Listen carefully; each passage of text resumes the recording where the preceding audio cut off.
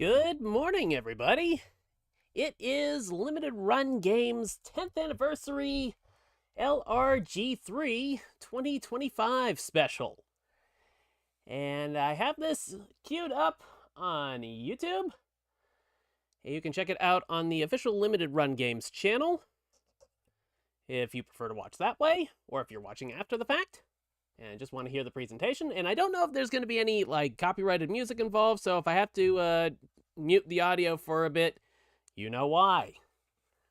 So I'm not sure exactly what we are going to see, but fade over to this. I think I have this set up right. I think. Should be beginning shortly. And no idea what to expect.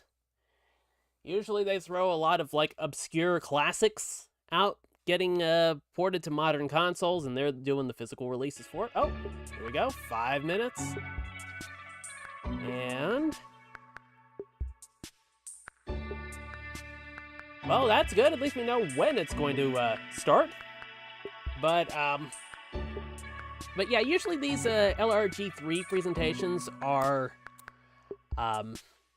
pretty well done. They have a lot of good production value to them. I remember one of the first ones they did, I think it was the first LRG3.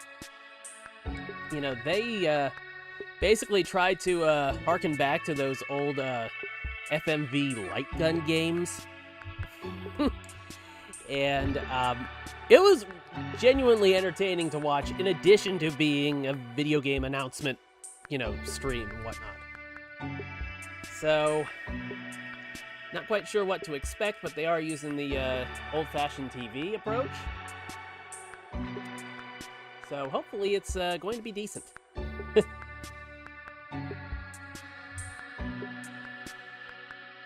And, let me see here. Okay, we are at 3 minutes and 45 seconds. If you're hanging out in chat, what do you want them to announce today? I knew this was coming up. I just didn't really take the time to think, okay, now what am I actually going to want to see? I mean, I know it's really hard to predict these things, because they can really pull some strange rabbits out of their asses on this. I mean, did anybody ever fucking think we'd see a re-release of Plumbers Don't Wear Ties? And who did it? They did it. Now, granted, gotta be honest, I haven't been all that crazy about some of the choices that they have made in recent years. I mean, the entire point of Limited Run Games was to do physical releases for games, so you can have the physical releases forever. And I want to say, I'm trying to think what the special edition they did was. Maybe, oh, was that Shin Megami Tensei Devil Summoner, whatever the, it was like a re-release of a PS2 era classic, and it was out around launch or whatever, and I think they had some $250 special edition for it, and the Switch 2 version was a game key card. It's that completely defeats the purpose. Stuff like that drives me batty! But I really haven't bought much from Limited Run Games this year. I think I got in my last pre-order from them, which was Yakuza Kiwami for the Switch 1. And I've played that on stream. You can check the video out in the archives. And that was a really good port, I must say. And there is a Switch 2 version of that coming later this year, and you don't get a digital upgrade even if you bought the physical release. Lovely. Absolutely lovely. But, I mean, overall, Limited Run Games is real hit or miss. I've kind of gotten out of the habit of buying stuff from them, and I'm kind of glad for it. I mean, the products that I'd get were fine, but it's just the fact that it's I pre-ordered... Oh, God, I'm trying to think what it was. I'm not sure if it was oh god, I'm completely spacing on the damn name. It's too early for this shit. Okay, that disc volleyball soccer game from the SNK collection. I'm completely forgetting it. Windjammers. That's why the name didn't pop into my head. It didn't sound like anything like volleyball or soccer or, you know, discus. But it's like, I think I pre-ordered the special edition for that, and it took like 16 months to get. It was either that or one of the ports of the Cave shmups that had like a limited edition. And it's like, 16 months is a hell of a lot of time to wait for something. And speaking of waiting, the waiting is almost over as we are at 5, 4, 3, 2, 1, and Zippo. Rated RP2M. Okay. LRG3.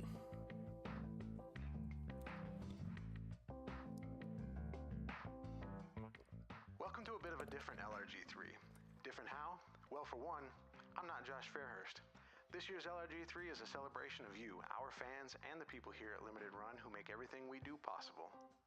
Yeah, man, the charging in advance for the pre-orders, that's just rough, dude. I mean, you know, that's a hell of a lot of time to wait after giving somebody, you know, your money to get a product. Oh, thank you, everyone. Appreciate you joining me here with LRG3 2025. Looks like they actually recorded this on a VHS tape. Introduce our first guest of the show, our former host, Mr. Josh Fairhurst. How are you today, sir? I'm good. How are you, Jeremy? Not bad. It's a pleasure to not be hosting such a gigantic event this year. Man, 10 years, you know... I gotta tell you, I love the attention to detail. This feels like it was ripped straight out of the 80s. Honestly, how's that feel? It's a little hard to believe that 10 years ago, I was massively in debt. I had sunk $80,000 into starting Limited Run. I actually gotten a loan for that amount against my house and everything I owned, and never once taken it for granted since then. And I am thankful every day that we've made it for 10 years. After 10 years, what's a publisher that you'd really like to work with? Well, actually... Oh, Capcom, Onimusha 2 Samurai's Destiny. Wow, Capcom. Yeah, Capcom is one of the greatest publishers in video game history. I mean, you can just name so many amazing games that they've made, and it has been a dream of mine to work with. Is that like one of those old school, oh god, I forget the company that made it, Polaroid VHS tape, our 10th anniversary. Tape covers next to the TV back then? Yes, it is! Oh god, I remember those! Listen closely, for this is the okay, tale what do we got here? Goody Two-Shoes. Deep within the mountains, Little Goody Two-Shoes? lost within a sea of pine trees, lies the town of Kieferberg.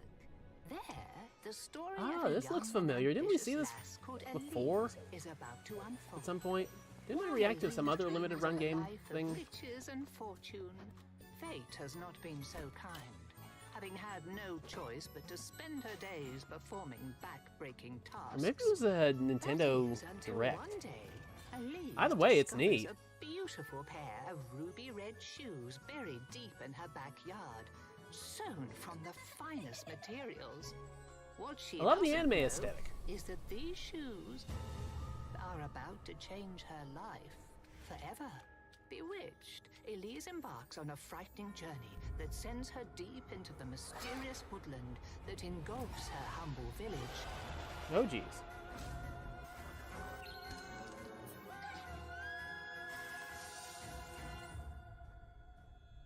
Will you be able Presented to without uncover comment. the woodland's darkest secrets?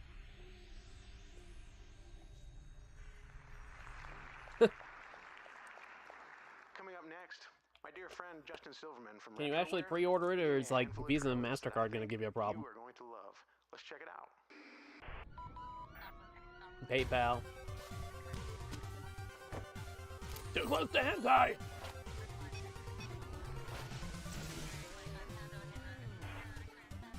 Infiltrate Prison City. Choose your target area. So it looks like a bit of Contra meets Mega Man? It really nails that NES aesthetic, if nothing else.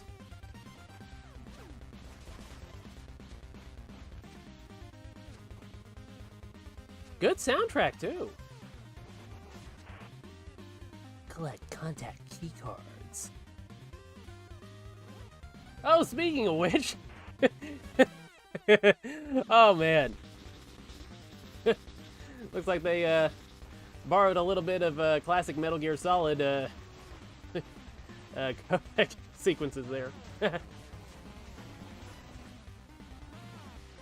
In a way, I like stuff like that, but also I don't want it to rest too heavy on making the obscure references.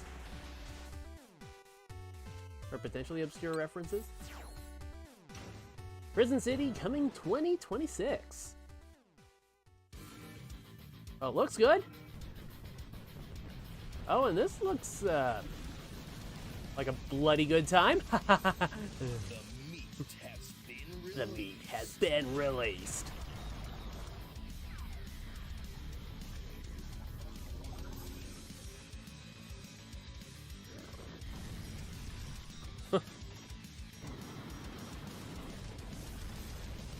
Well, I mean, what they're showing so far, it looks pretty good. Player, couch co-op.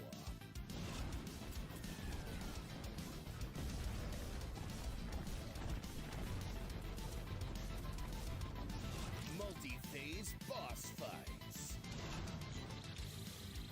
So it looks a little bit like kind of Metroid meets Doom.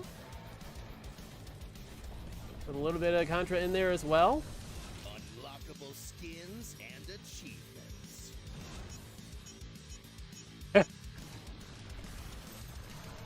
Purple-haired Japanese schoolgirl.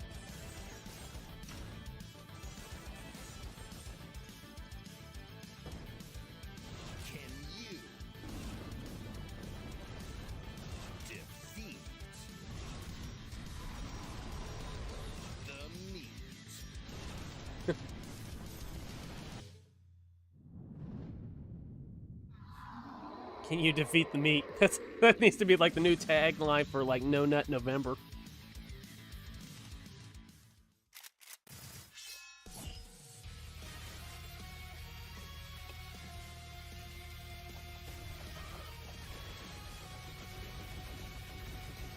Well, I gotta say, you know, the games they're showing look pretty good. I want to do something about all that, like red and blue flashing. I think that's kind of like photosensitivity kind of stuff.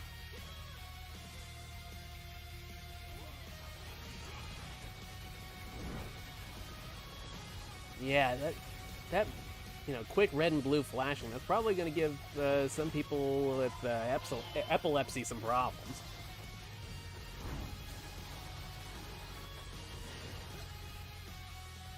Aside from that, it looks good. It's like everything they've shown off so far. Looks like stuff you'd, like, conceivably want to buy. For one reason or another.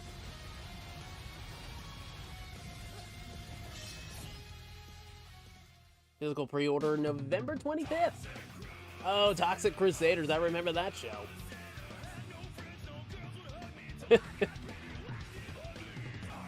Let me tell you, I'm a sucker for these, like, modern retro beat-em-ups. That's, like, one of my favorite genres from when I was a kid. You know, the TMNT games, like Shredder's Revenge. It's like, I enjoyed that.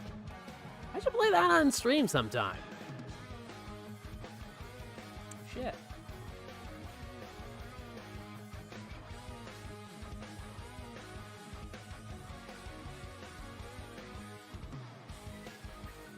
Oh, you actually want a date? Yeah. That would be helpful.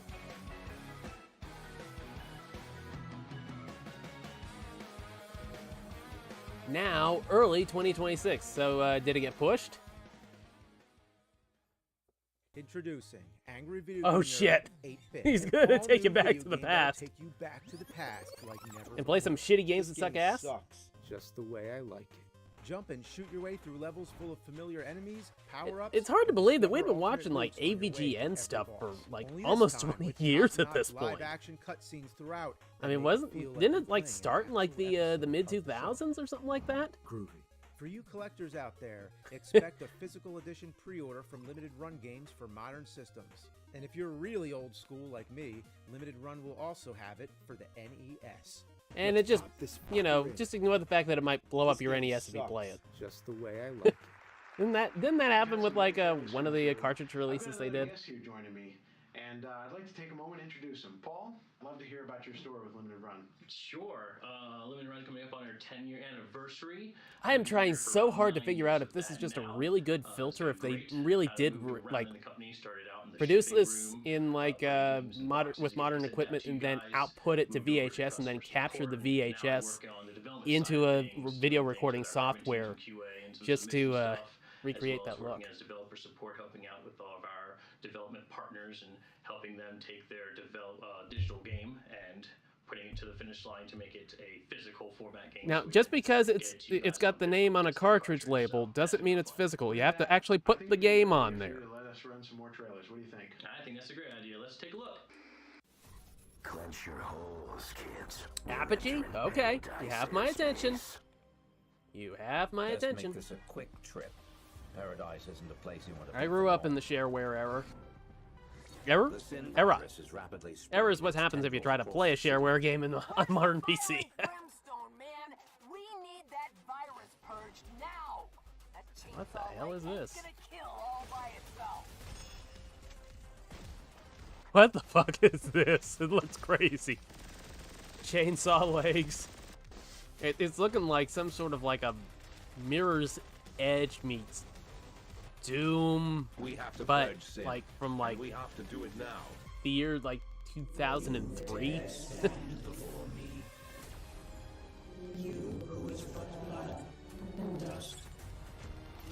My knowledge of the Apogee games is a little bit You never could. little bit dance, rusty. Johnny. Oh jeez. Go fuck them up. Go fuck them up. In these last years, A little bit of cyberpunk maybe? so much. I've seen God. I don't think this is gonna be like I've become God's gift to one. shooter games, I cannot. but it looks like it would probably be a good time. This ends now. Turbo Overkill. Turbo Available on consoles and Overkill. PC from Apogee Entertainment. Soundtrack now available on all major music platforms. Uh-oh.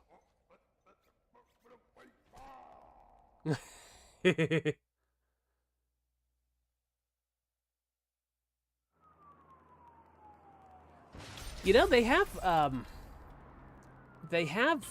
what is it, like the Belt Action Brawler collection for Capcom? I'm not sure about like UN Squadron, but yeah, they have like the Belt Action Brawler thing, and they also have the Capcom. Oh god, I'm spacing on it again. God, I'm just so bad with names lately. Basically like a Capcom free-to-play collection where you can individually buy the games, and usually you can get it on sale for like $12 or something when they put it on sale. Normally it's like 40 for everything, or you can buy it like piecemeal for like $2 a game or something like that. That's a good option. Capcom's been pretty good about getting their re-releases on modern consoles. It's like they're better than a lot of companies when you really think about them porting stuff to modern systems. I keep waiting for them to start like doing their 360 era games. I'd love to see, you know, Street Fighter 4, you know, Ultra Street Fighter 4 on like Switch or Switch 2. I'm kind of surprised it didn't hit Switch 2 or Switch 2 at any point. I think the Switch 1 probably could have handled it, but Switch 2 probably even more so. But this looks good. I'm a sucker for good pinball. I play a lot of the Pinball FX, the modern one. I haven't played that on stream, I don't think. Or if I have, it wasn't for very long.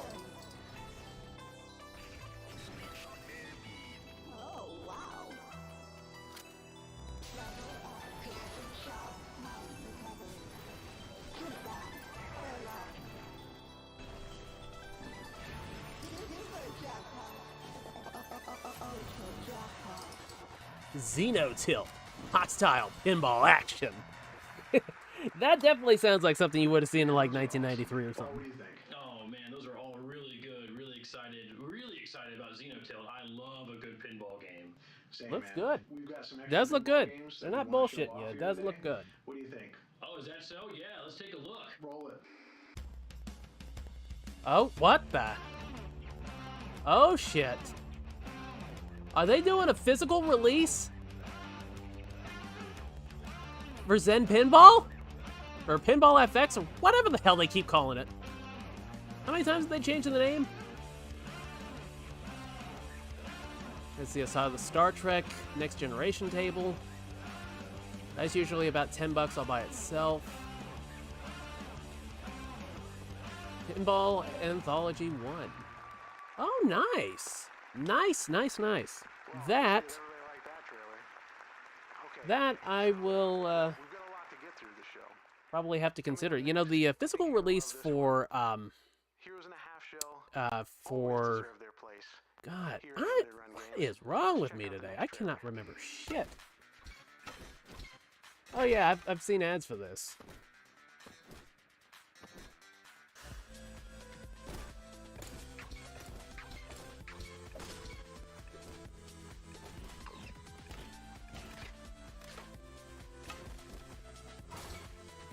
Ah, okay. I found what I was thinking of with the Capcom games. It's Capcom Arcade Stadium. I remembered it had some sort of an odd name to it. But they have Capcom Arcade Stadium 1 and 2, and those are free to play and get them piecemeal and stuff like that. And You know, there's a reason those why have we been got really the good. LRG3 A lot of from decent games on October. there. And Stern Pinball Arcade was the other one I was trying to think of, and that's actually one of the most expensive Switch 1 releases. Good lord. Oh, Steamboat Willie / Mickey is in the public domain now, so he's a fucking zombie? What the fuck is this?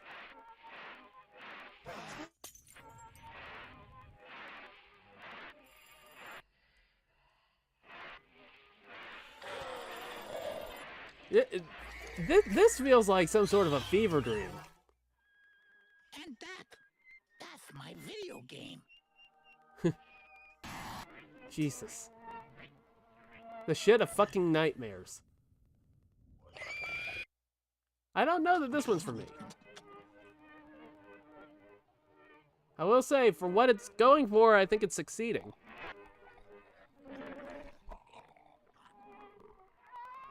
Bad cheese. No, it's fine. Everybody's watching a trailer. No, what do you mean you can see me? Oh. That phone is obviously not from 1993. What the hell? How was that trailer? Pretty good, huh? I think the next one, you're gonna love it as well. A fan favorite tactical RPG. Let's roll it. Fan favorite tactical RPG? Oh.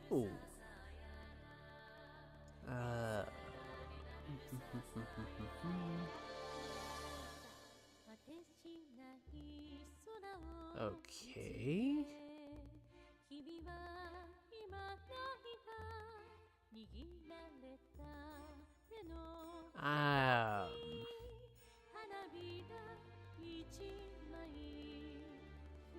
Is it one of the Valkyria Chronicles games? No, that doesn't really look like their style, though.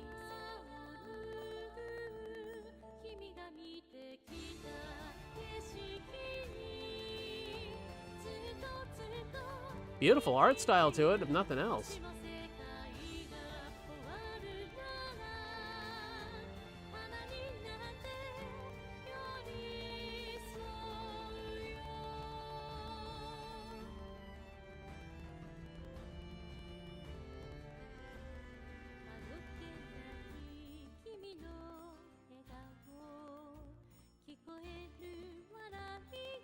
I got nothing on this.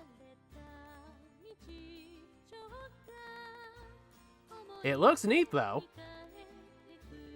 That is one awesome looking tank. Oh, Fuga. Yeah, I've heard the name. I've never played any of them. Sorry, I was just checking the comments. So it seems like everybody else is really excited about those trailers too. Next up, we're going to keep the action, a little bit of the horror train rolling. Let's check these ones out. Okay.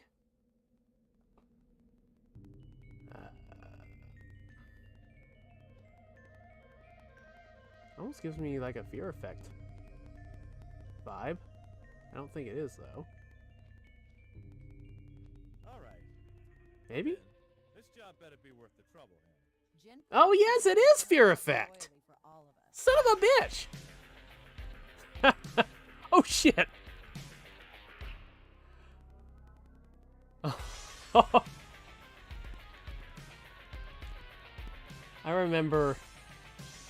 I remember the Fear Effect games were like ones I always wanted to play.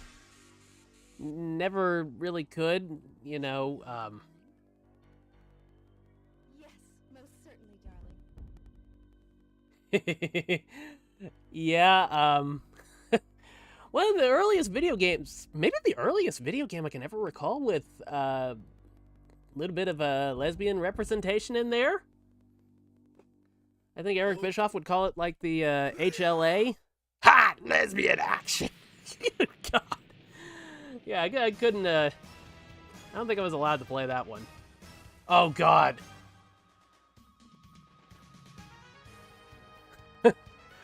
Something for everybody. We're getting into a Choaniki, yeah. Oh, God. I can't get over how fucked up these games look. It's so random.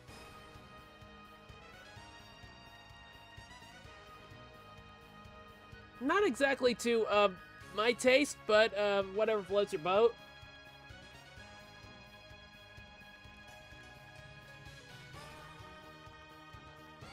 Muscle-powered shooter that makes you go a little crazy. Double the muscle. 5, 4, 3, 2. Like some JoJo's Bizarre Adventure stuff going on right here.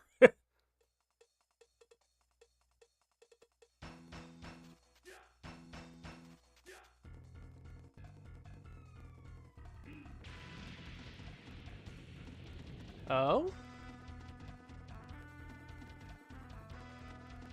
I am the greatest bodybuilder. Why does he have a hole in the top of his head? Is there anything inside his brain? Does he have a brain?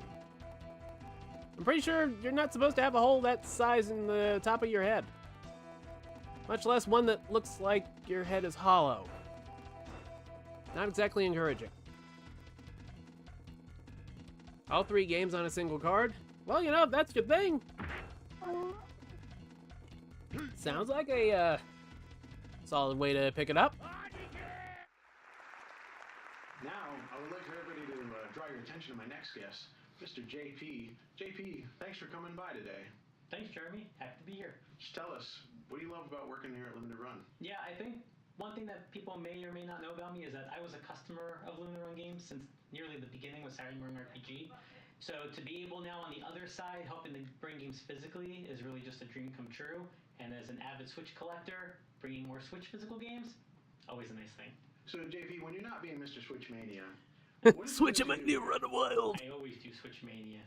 But, of course, on those few seconds where I'm not, I handle business development at Limited Run Games, and really quick what that means is I'm fortunate enough to be able to speak with partners, whether new or old, to discuss upcoming opportunities for physical games, and then just making sure to work with our team to get this through all of the pre-production work, to pre-order, shipping, and into our fans' hands. Last year we did Beyond Good and Evil 20th Anniversary Edition at LRG3. Tell me, what's it like being a partner with Ubisoft? Yeah, in short, they're fantastic. Okay, they're name dropping Ubisoft. Something Ubi coming up next. With that said, if you've enjoyed our past Ubisoft titles, check these out. Okay, come on. Let's bring on some, like, Splinter Cell or something.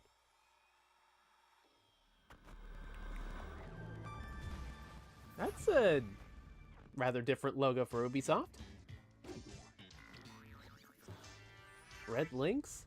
Rex, Power Colt, and Dr. Darling are back. This time with Cyber Commando Kid. Oh, Ubisoft understood the mission for trying to fit in with LRG3. Defy gravity on your ultimate Dragon Slayer cyber bikes.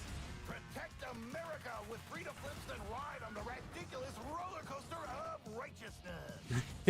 Grapple and spin. Is this the new Trials or something? Use guns to shoot cyborgs. Communist aliens. Or, Giant ancient Dragon Ball. Ancient Dragon Ball? Can they even call it that? Is in your face. Ride through loops, hoops, and multiple dimensions. Into the future. Into the future.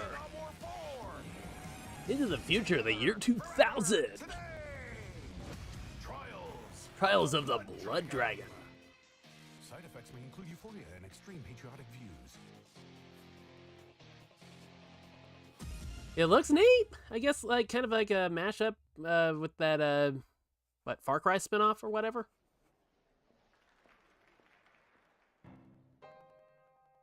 Okay. Dive into the stories of these valiant hearts.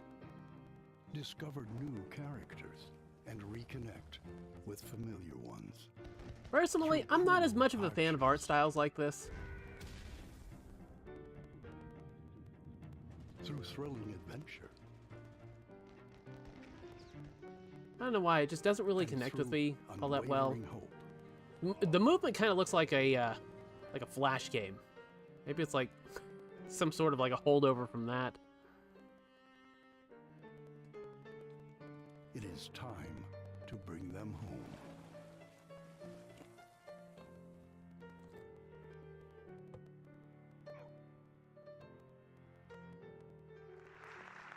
Valiant Hearts, I've heard the name. Coming up next, inspired by cult platform favorites from the 32-bit and 64-bit era, let's check it out from our friends at Right Stick Studios. Double Shake?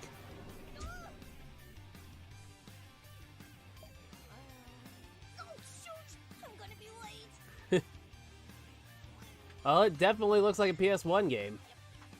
They're going for authenticity. They nailed it. Shake, shake? Is that supposed to be like a reference to the Mischief Makers? Is that what they're going for? Like a reimagined modern take on Mischief Makers? Oh, yeah, that's just like you know, launching off the Clansers in Mischief Makers. Interesting. You have my attention.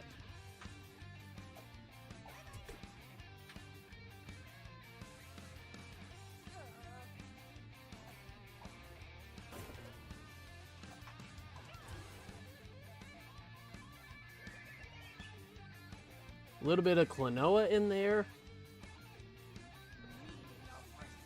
You can definitely see the inspirations that a lot of these games take.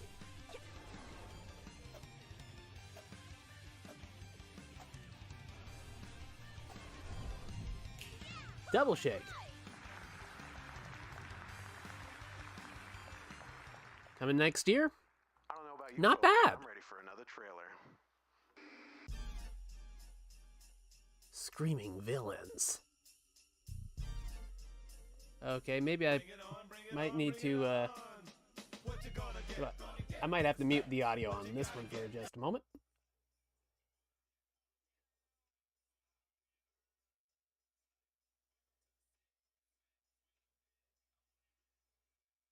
Looks good. At least, well, the live action stuff. Scottie Pippen, shit. I haven't seen him in ages. He used to play as the Bulls all the time in NBA Jam.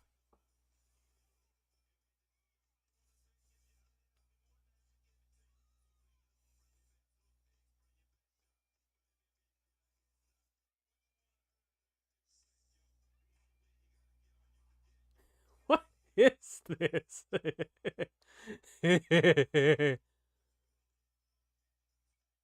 Oh, wait. Is this an FMV game with Scottie Pippen?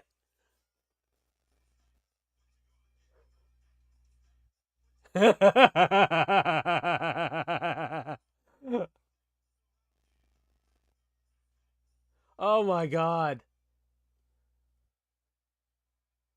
That looked amazing. I don't remember if that was an actual original game from back then or what, but man. I mean, it looks like I assume it would be from a port from like the 90s, because it looks like Scottie Pippen when I was growing up. Doesn't look like his age today. But that is fucking neat. That is fucking neat. That is so fucking ridiculous. I love it. That's kind of like the plumbers don't wear ties kind of thing.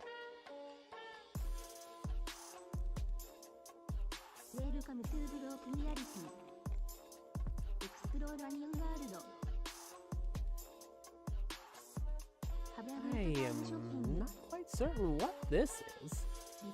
It looks like a retro game fever dream. Or maybe like jumping straight into a Trapper Keeper or something like that. Remember those things? They always came up with such crazy designs on those. Broken Reality. Yeah, it looks like a Broken Reality, alright. Oh my god, there's too many trailers. They just won't stop. Oh, was it a 32X game? That is neat. And let me tell you, apparently the recordings that they took for the video, man, they aged gracefully. They looked really, really good in that trailer.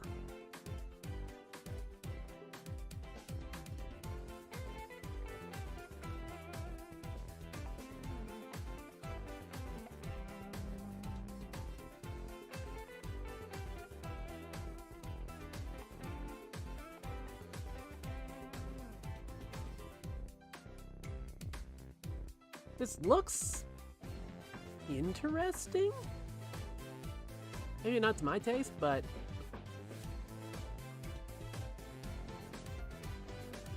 maybe it's just me, but I almost find like the use of colors to be almost like too intense. Like it's kind of hard to keep up with everything that's going on when it's moving fast. I mean, it didn't look like awful. I'd like to introduce my next guest, George. Mr. George, how's your day going? I'm doing good. How are you? Not bad. I appreciate you asking. I see you got your Carbon Engine shirt on. I appreciate you representing the brand. Oh, Carbon Engine. Are we getting into you've come a long some way of the more since you modern started, ports? And it makes me think back to a project that you worked on, a little less prestigious and kind of risque. Why don't you tell me about that? I don't want to talk about it. But George, I think we all want to know, and I'm speaking for the audience here, why don't plumbers wear ties? Oh, God.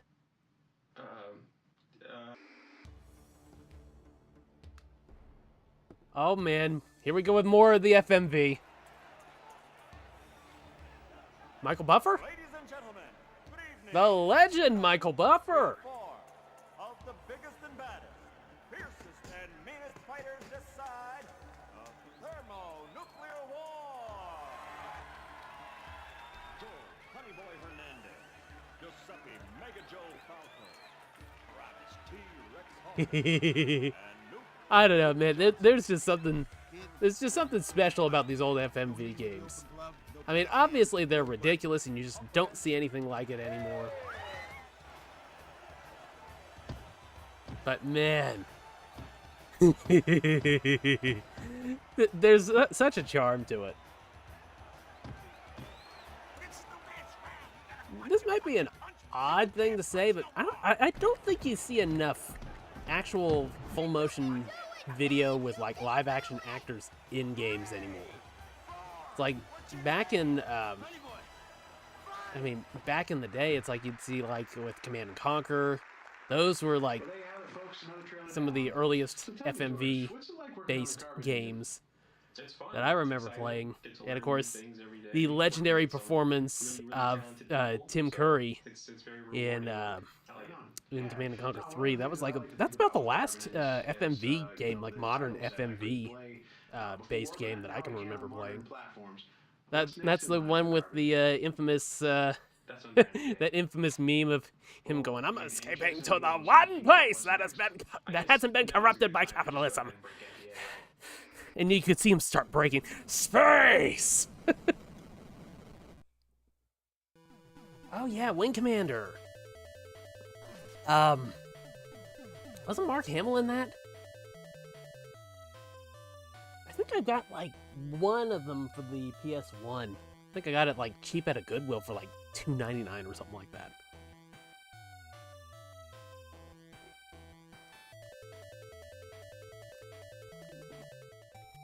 Little Samson, isn't that like the most expensive NES game of all time? Or one of them? One of them. Oh, and is this Rocket Knight? No, not Rocket Knight. Oh, Arrow the Acrobat. I remembered it just as they flashed it on screen. I remember the artwork for this quite vividly on the cover, but it seems like when I played it, it wasn't quite living up to my expectations for some reason. I can't remember what the deal was with it.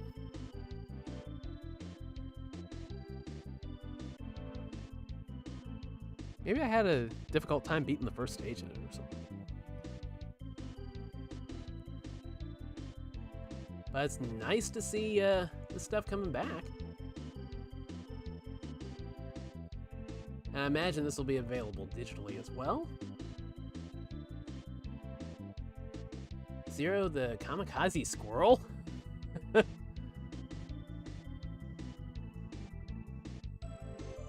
That's, that doesn't sound like a character you'd see nowadays.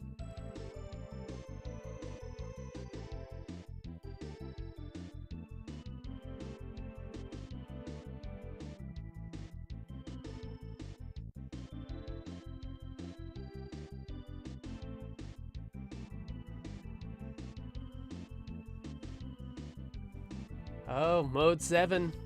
Going for that Pilot Wings SNES style gameplay.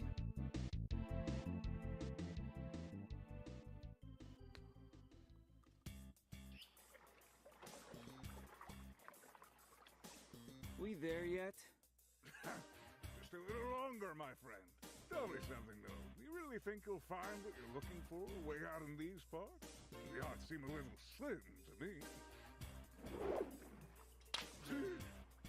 Odds don't exist in my line of work. Understand me? My name is Ernest Evans. Ernest Evans? Back home in the States, I have a bit of a rep as a treasure. I don't know that name... Oh, wait, that one I've heard of. My name is Siegfried Munchausen.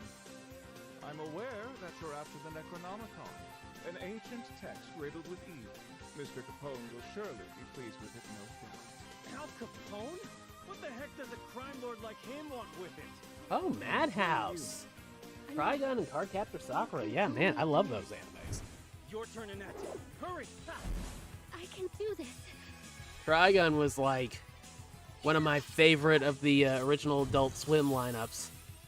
So kind of you to join us, Annette. Siegfried. That was classic. And of course, Adult Swim. Hello. Adult Swim was the origins of the swim part of the BlueSwim name. It was a tribute back in the day. You know, and of course I, came up with the name back when Adult Swim was good, not just like stoner comedies and late night major network animated reruns. Back when Adult Swim was good and had anime. But yeah, one of the games on there, and I can never remember the name of that either. Whatever that second game in the collection was. That's actually on the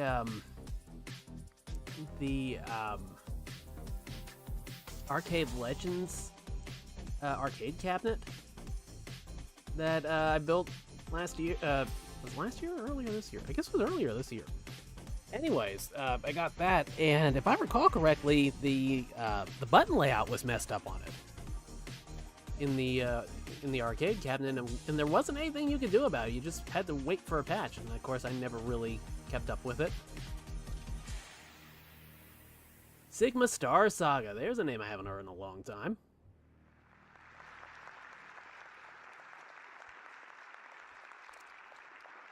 Welcome back, folks. I have something special for you. This here is a message from our friend Matt Bozon and the team at Way Forward. Oh, Way Forward. Okay. Hey everyone, I'm Matt Bozon, director of the Shantae series. On behalf of Way Forward, Limited Run Games, and everyone who works on the Shantae games, I just want to say thank you all so much for making the launch of Shantae Advance Risky Revolution a huge success. How about a compilation with like all the other games we can't get physically? And today I get to share some very exciting news, and that is that we are currently hard at work on a brand new 7th entry in the Shantae series. Yay! So we won't have anything to share for a while. Boo! We hope you'll look forward to it. Yay! And that's all for now. Bye-bye. Well, we like more Shantae. A new Shantae is underway, but it is not ready to go. Quite yet. Hello? Yeah. Are you sure? Now? All right. Hey, folks. Listen to this. Hello everyone, I'm Audie Surly. I am the lead producer and creative director of He-Man and the Master of the Universe, Dragon Pearl Destruction. Oh? I'm very happy to be here today and introduce you to one of my favorite artists in the industry right now, Mr. Freddie Williams. Thank you so much. I'm so happy to be here. Thanks for having me on. Not a cursed He-Man! Freddie, why are we here? Oh, that's such an existential question. But specifically today, though, it's because I've had the honor of drawing the key art, the cover art, for the new video game, the He-Man Dragon Pearl Destruction, and I'm super happy to be working with LRG and Mattel.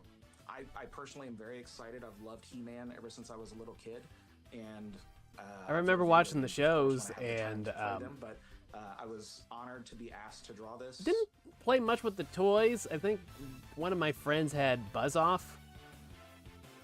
Oh, that's nice artwork. Yeah, I think one of my friends had Buzz Off, but that was about it for the He-Man toys when I was growing up. I just wanted to show this to show how some of the process of it was that it's huge. It's like 22 by 17 is the size that I drew this, so it could be blown up to be a poster. Hopefully one day. That's my ultimate goal. Is why did you fold it? Why did you fold it? I hope that's not the original. Say like a Boris Vallejo sort of feel or a Frank Frazetta feel, far be it from me. But what I'm saying is that I want that same. I love the volume and mass. And of course, I can't see anything He-Man without thinking about the late great Whip Smart Banky that we lost about 1 year ago. Try to use charm and diplomacy. Miss you, B. Use a situation. But ultimately, he could also lift a mountain if he had to, you know. He would have gone nuts over this. Potentially take he definitely action, would have. But that he was always trying to diffuse the situation. To me, it was a great sort of role model for what masculinity could be. Drawing the cover to this video game was a lot of fun. I'm super excited to see the game, to actually play it myself. So stick around and keep checking in on updates for the. This feels like more of a worthy continuation than that. Revelations thing that Kevin Smith directed, who was in this LRG3 earlier with that Thank you for putting all this together, Jeremy. with that Jay and Silent Bob game. I guess that's a wrap for this show, right? Oh. Yeah, well, Or hang on. is it? I found one more cassette tape. We've got one more thing. Wow, for once, I don't know what that is, but it wouldn't be LRG3 without just one more thing. What you got? What is it? Make it something good. Oh, hey, speak of the devil. All right. Okay, I guess that's pretty much it. Well.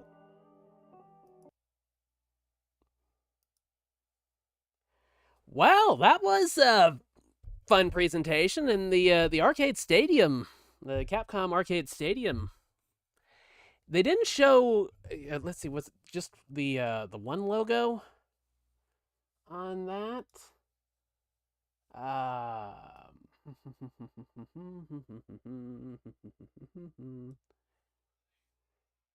Let me see. I'm double checking here real quick.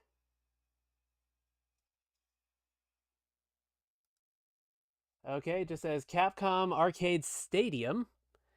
And let me switch back to my other window. Yeah, okay. I mean, that's I'm going to check it out on the eShop just a minute. Okay. I'm going to try to bring up the games list for this. Okay, Capcom Arcade Stadium. So that's they're probably doing the first one. Just going off the logo, unless they're going to do the second one and the first one bundled together. Probably not. But the games that are in this, and you can get the bundle for $40 now, but I've seen it drop as low as like 12 or so. But you have like Ghosts and Goblins, Vulgus, 1942, let's see, was it Pirate Ship, Higemaru, Commando, Sector Z, Legendary Wings, I think that's a top-down shmup. The logos are really small. Let's see. Tadakai no Banka? Bionic Commando, Ghouls and Ghosts, Strider, Forgotten Worlds, I think it is. Yeah, Forgotten Worlds. Dynasty Wars, not to be confused with Dynasty Warriors. The original Final Fight. Senjo no Okami 2. Mega Twins, 1941 Counterattack. Carrier Air Wing, which I don't know that that's UN Squadron or not. It looks a little bit different from what I remember. But it's been a long time since I played. And of course, you wouldn't have a Capcom compilation without Street Fighter 2, Street Fighter 2 Turbo, or Street Fighter 2 Hyper Fighting, Warriors of Fate, Super Street Fighter 2 Turbo. Okay, that's the one I was thinking of. Varth, Captain Commando, Cyberbots. That's a really good, kind of an underrated hidden gem fighting game. Powered Gear, 19XX, The War Against Destiny. Looks like another one of the 1942 style games.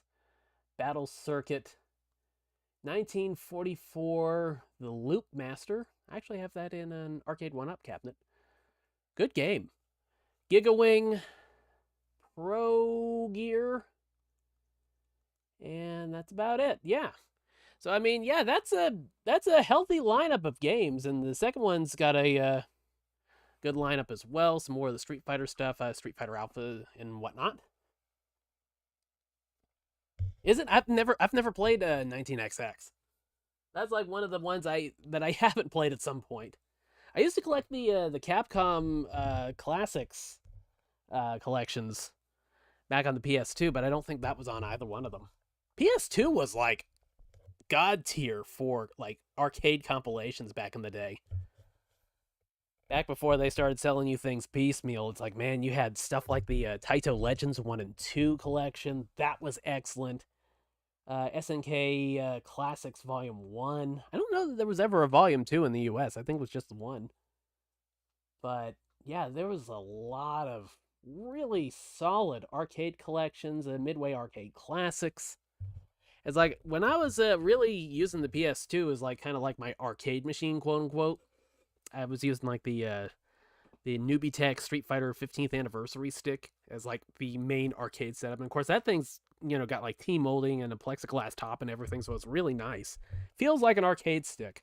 Like an arcade, stick. But yeah, it's like back in the day, it's, you know, the PS2 was just so good for arcade and arcade style games that, man, I collected a good portion of the compilations that came out for it. I'm kind of glancing at my shelf as I'm talking, see if anything is jogging my memory. Of course, they had a lot of like the King of Fighters stuff. Soul Calibur 1 and 2 is another great generation for fighting games, one of the best ever. But yeah, I mean that Capcom Arcade Stadium, that is an interesting physical release. Glad it's finally coming about. Long overdue, in my opinion. Yeah, Konami, Namco, Taito, man, they knocked it out of the park back in that day. But I think I have some daily quests I need to do in WWE 2K25, so I'm going to jump into that. And this is the Switch 2 version, which is a stellar port. I mean, very few compromises had to be made to get this thing running at 60 frames per second. Damn near locked, too. I mean, you might see an occasional stutter when you're, like, unpausing or something like that, but, man, it's really good. It's what makes me think that the Switch 2 is more capable than we've seen so far with some of the early ports. And I think this is... I can't remember the name of the studio. Surprise, surprise. But Nintendo bought a studio sometime back that was primarily positioned to help developers port their games to the Switch, and I guess the Switch 2. And this was like one of their first projects since that acquisition, if I'm understanding correctly. So they helped, or I'm not sure if they helmed, you know, porting it entirely, or if they were working in tandem with 2K. I imagine they were working with 2K. But essentially, they got this this game running at 60 frames per second, looking very, very good. I'm not sure of the resolution on this when it's docked. I'd probably say it's probably closer to like 2K or 1080p, but not bad overall. Let's see. Not a lot of new quests. Okay, I got the Galaxy Opal the last time I played. Yeah! They've been kind of sluggish on the live events lately. Not much of real interest. Good question. Let me see here. I've kind of bounced back and forth. I mostly have done like the live events and some of the towers and stuff like that, but I've made okay progress. I've got, let's see, Orlando and Philadelphia are complete. Haven't finished everything in Boston. Did 2 of 4 in Chicago, 1 in Dallas. I mean, I'm not ultra far in it.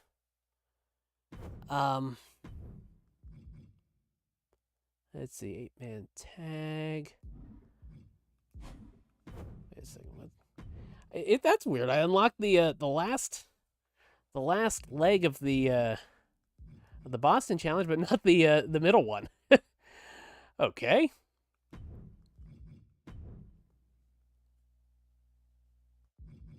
Right. And we will hit the wrong button apparently. Modify the lineup. We'll get Natty switched out for another pink diamond like rocks. Roxanne Perez. Oh, is it Atlanta? Has been giving you trouble? Like I said, I don't think I did anything in Atlanta yet, did I? Oh, hell, I can't remember anything anymore. Yeah, I haven't unlocked Atlanta yet, but...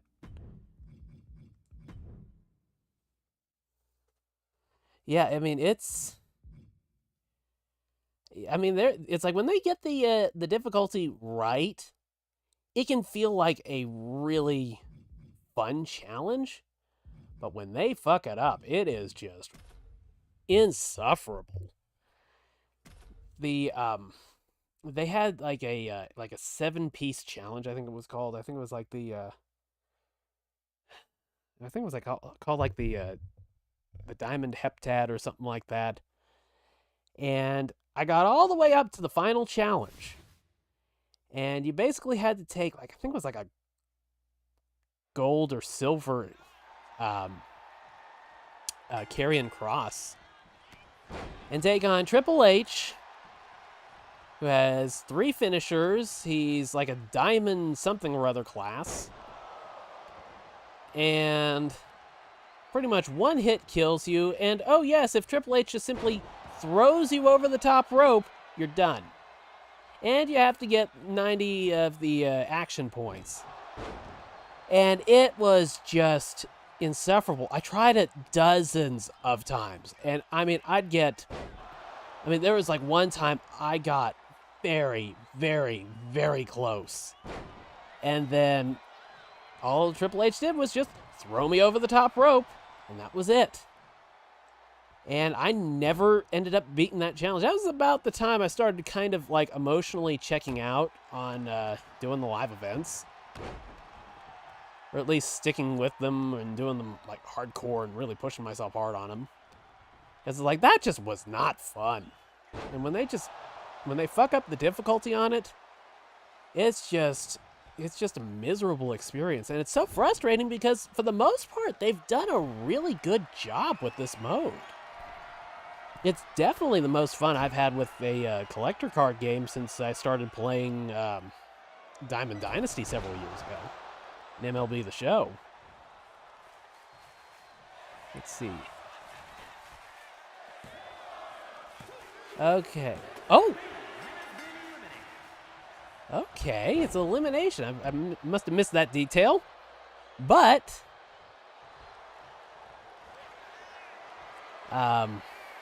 Oh, crap.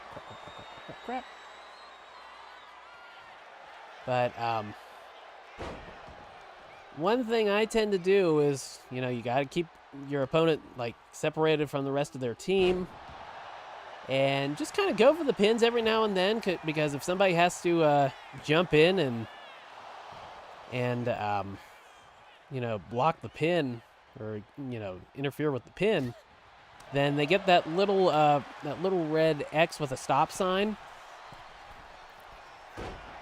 And essentially they are prevented from interfering with a pinfall again until a tag has been made. So if you can kind of get them to that point where all of them have had to jump in and make the save, then you're pretty much in the clear to just decimate them and either get the pin or get the elimination. Was that supposed to be like the big ending or something? Because her head wasn't low enough for like the Rikishi driver or Steiner screwdriver or something like that. But yeah, it looked like she just kind of dropped her on her shoulder. On her own shoulder, I should say. And I mean, Jordan Grace, she looks incredibly strong, so I imagine, landing like stomach first on her shoulder probably feels like the equivalent of like landing on a boulder or something, or a tree trunk. Oh. There we go.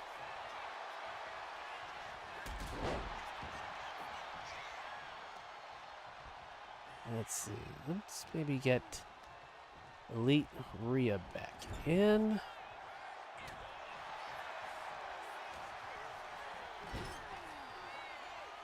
Since she has a finisher, she might be able to put Asuka away.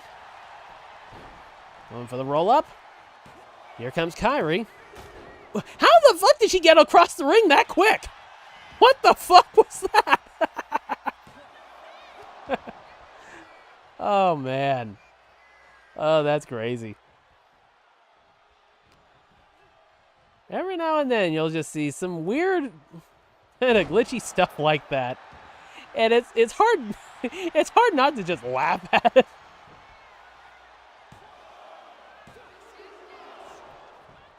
Okay, so she really doesn't want to be eliminated. Maybe this will help. And because of those demerits over the profiles. Okay. I wasn't expecting that one to land like that. But because Kairi still has that demerit, you know, she can't interfere with any of the pinfalls I do. So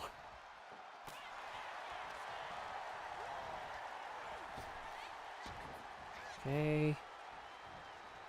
There we go. So yeah, it's like vitally important to try to keep your opponent separated from the rest of her team. His or her team, I should say. Because if you can get those demerits going, then you are in good shape. Riptide! I don't think that's quite enough for Kairi. Let me see here.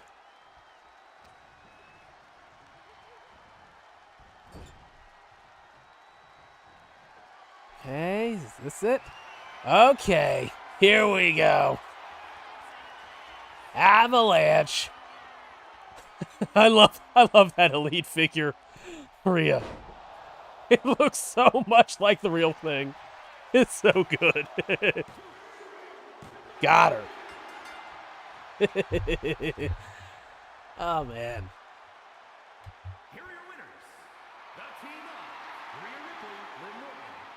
Oh, man. That Denver gauntlet, it's like those gauntlets. There was another live event that they did. It was like a 10-piece, a 10-person gauntlet, I think it was, or something like that. Or like a kind of like a mini Royal Rumble, I guess. And it was just miserable.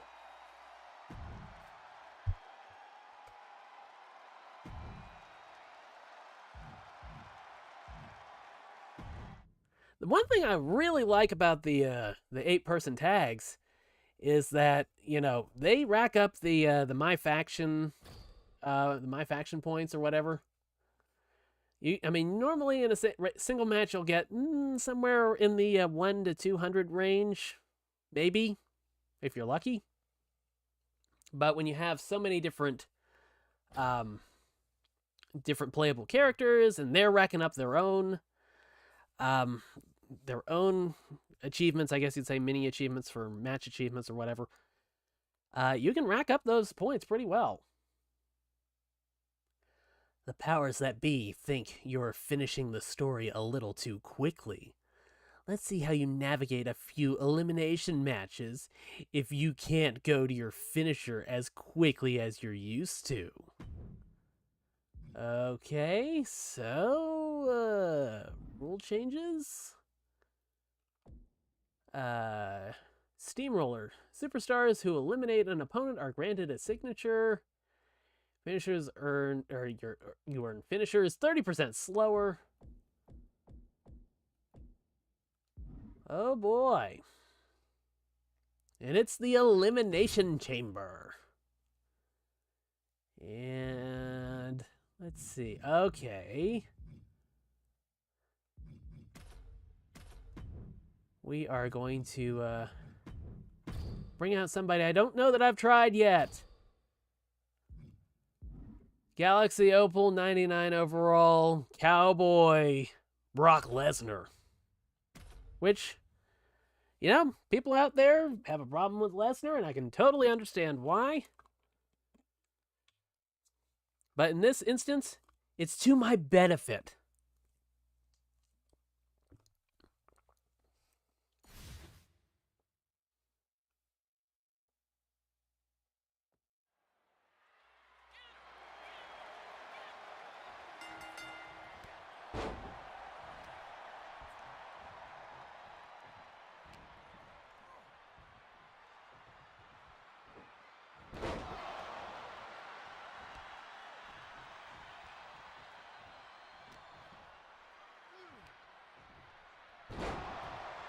Welcome to Suplex City, bitch.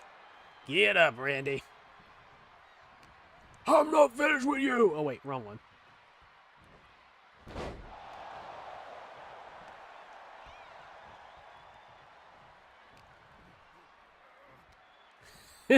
Just tossing him around. Okay, let's see. Right and B. Let's see what that does. Ah. Oh, just kind of flings it.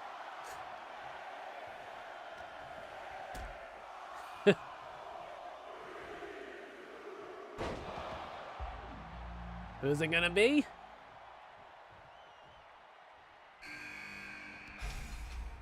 Santos Escobar, who, in spite of his contract expiring, did end up re-signing with the company.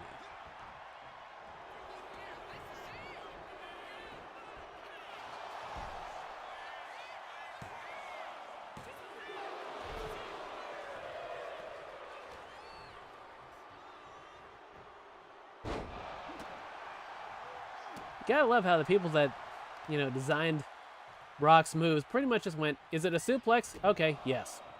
Stick it in the move set.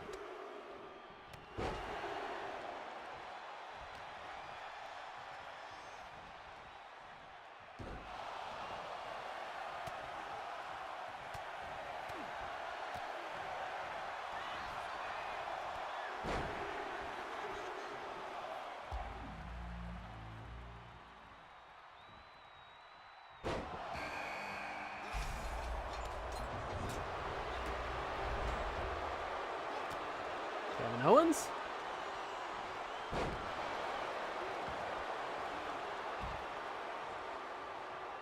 Yeah, I managed to get Brock. I think I did that. I can't remember who I had to use to get. Oh, what the hell was Kevin Owens doing there?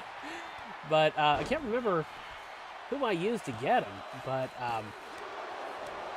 yeah, yep. I think I got him in like the second try or something like that. Second or third try. I was like, I tried it once or twice offline, and then when I was streaming the next day, I came back to it. And I managed to pretty much get him the first time on stream.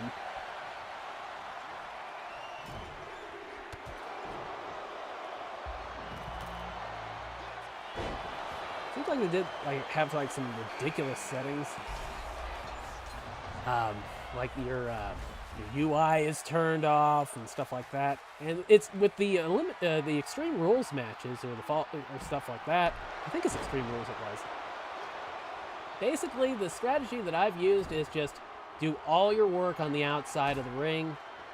Then when you're pretty sure you can put them away, then take it back inside. And if he kicks out, immediately bail, head back out to the outside and keep it up. It's like that's basically been the best technique I've found to win in pretty much any challenge where you have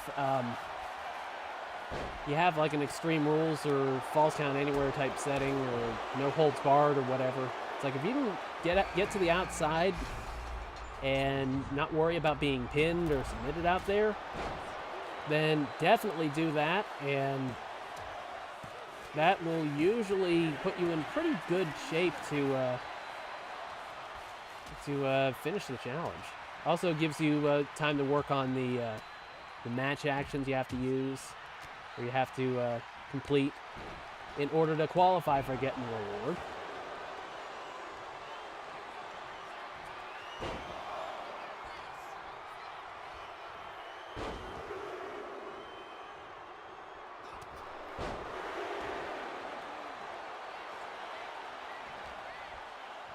Not gonna work, I'm sure.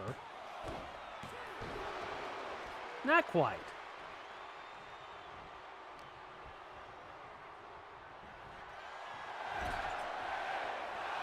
Yeah.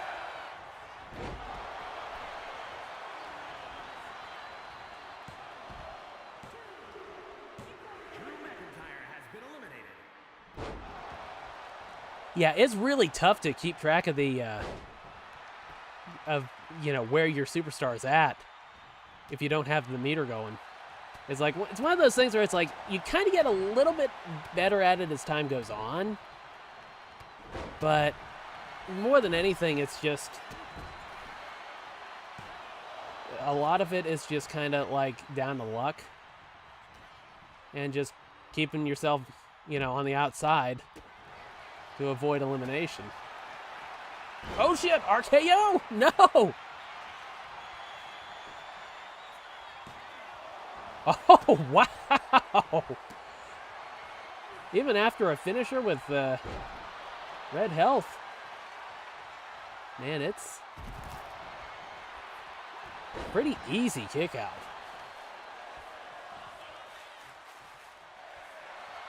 Okay. Got him in the Kimura. That might do it. Got him.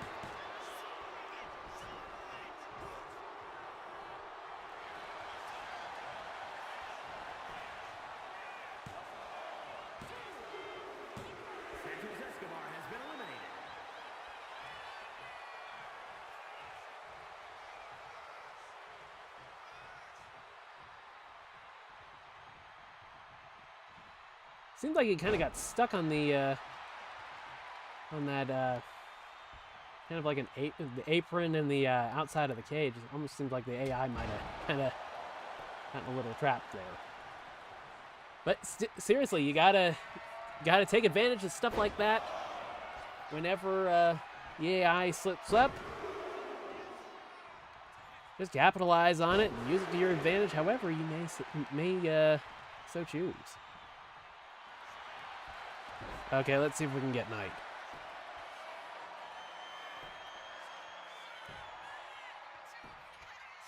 Come on, come on. You know you want to tap out.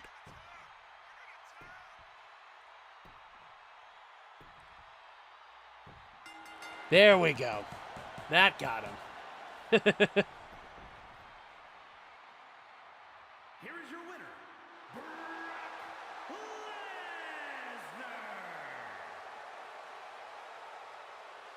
Well, let me tell you, I think, I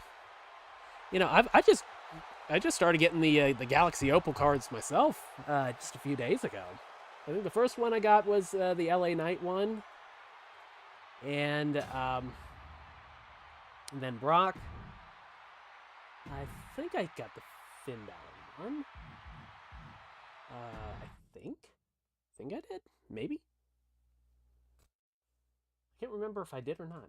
Now that I mentioned that, it's like, I'm starting to question myself.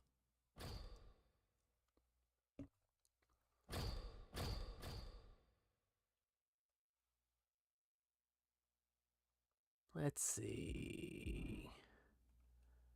Looks like I have to go all the way back to the HQ to manage my cards. Let's see. Oh, I guess I didn't get the Galaxy Opal Fin. I think I might have tried, but I forgot. Or I just didn't get it accomplished and was like, oh, I'll do that later or something like that, and completely forgot. But yeah, NWO era Bray Wyatt. Oh man, I forgot about that. Man, the pandemic era, it's like, that is just so fucking hard to go back to. Wrestling-wise. It's like, I'm sure there were really good matches, but, just not having, any of the crowd there, it's just... It's creepy, and the way they pipe in the audio, it's like... It took me back to the old days of doing that on SmackDown back in, like, the early 2000s, where they had, like, the quote-unquote seagull pop crowd cheer that was like edited in every single fucking time. But yeah, it was just, It was such a weird time. And I mean, hats off where it was due. I mean, they did their absolute best to put on a show when the situation was really, really not good. And AEW did a really good job when they were doing their stay at Daly's place. But let's see.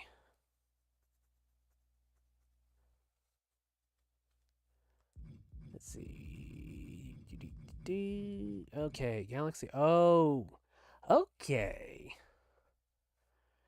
Yeah, that's okay. I guess I don't have the card for Shinsuke. I must be thinking of a different Finn Balor challenge I did at some point.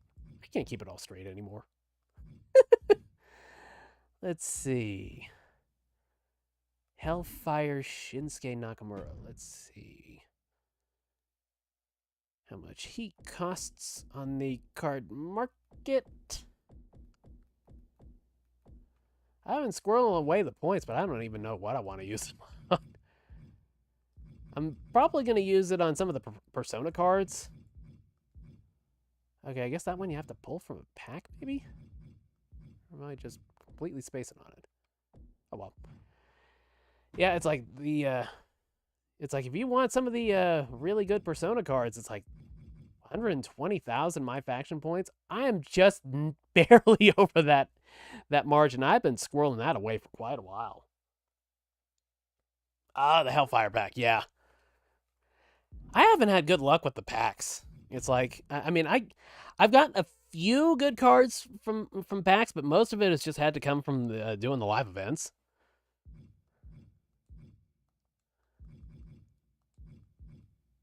Yeah, what the hell? We'll do a pack. What? Why not? But it's like, but I will say a lot of the packs that I've opened have been like some of the ones that have been like freebies or ones you earn through a match, so they might have different odds or something like that.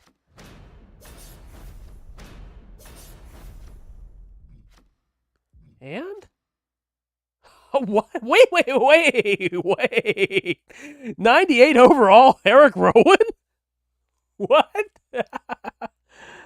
Man, make a liar out of me.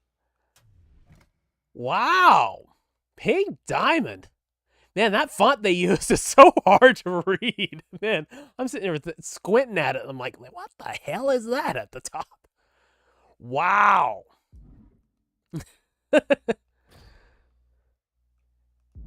Well, that was better than expected.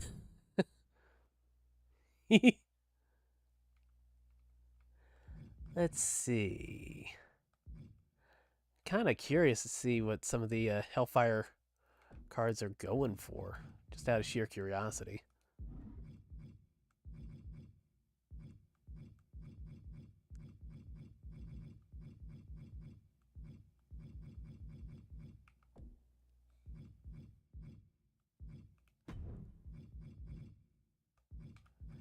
I gotta tell you, I have been going back and forth on whether or not I wanted to get the DLC for this.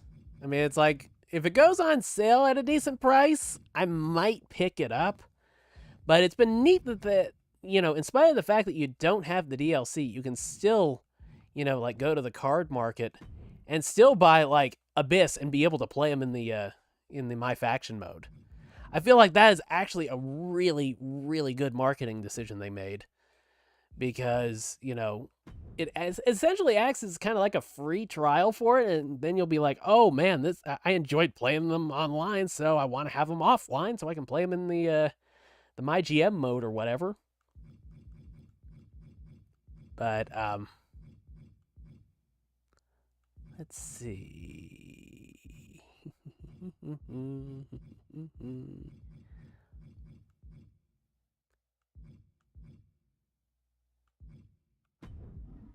Let's see. I don't know if I have many people I can use. Let's see. Has to be a Superstar Series 4, so I guess I can't use Rowan on that. 82. Jey Uso. We'll give this a shot and see how well it goes. I'm not expecting much. Never been that good at the Royal Rumble mode.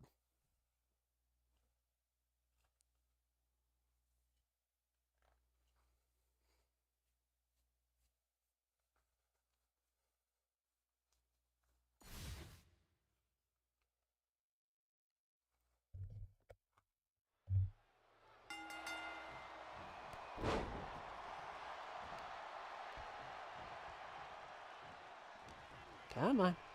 Oh, no. Oh, crap. Oh, crap. Oh, come on. Oh, seriously? Shit. Motherfucker. Oh, man.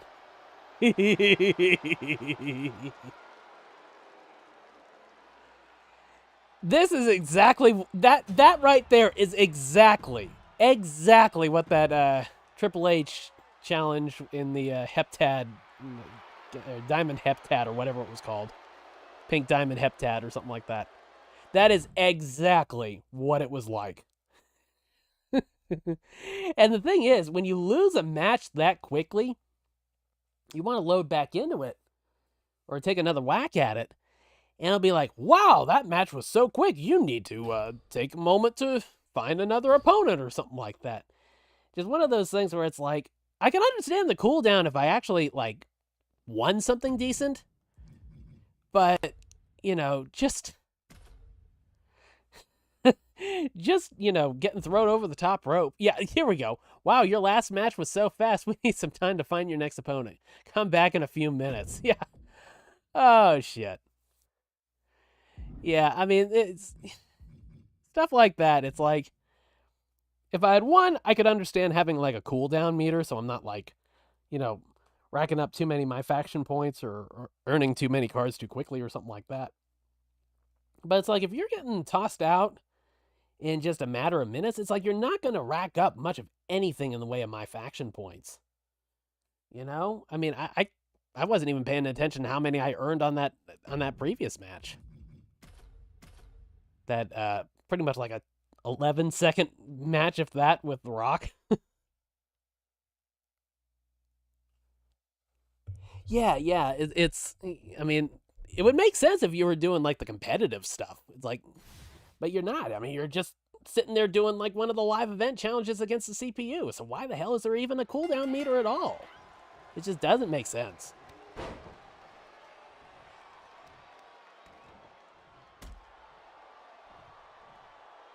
Oh, crap.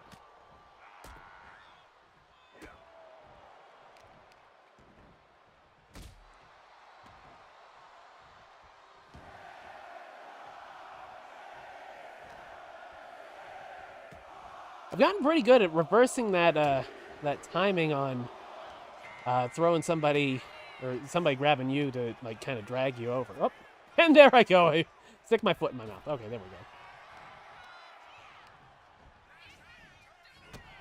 Oh, come on. Come on. Oh. Did I reverse the stunner? Oh, God.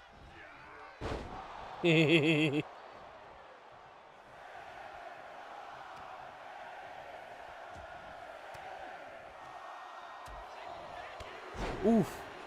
Yeah, I dare say that one of the most important things to doing a lot of these live event challenges is getting the timing right when they go to drag you somewhere.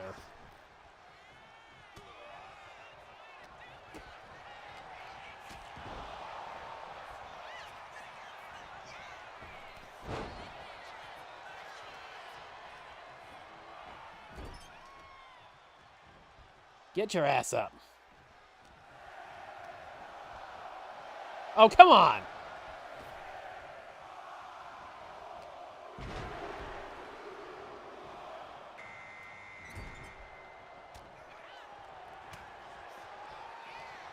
Why are y'all beating up on me? Shit.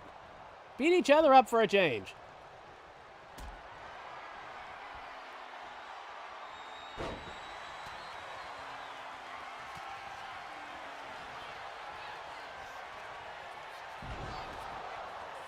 Oh, crap. Come on. Oh, shit.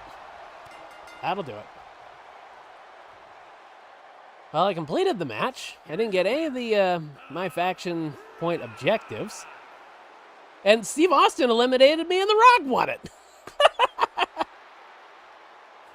It just doesn't care. It just doesn't care. Good likeness to The Rock, though.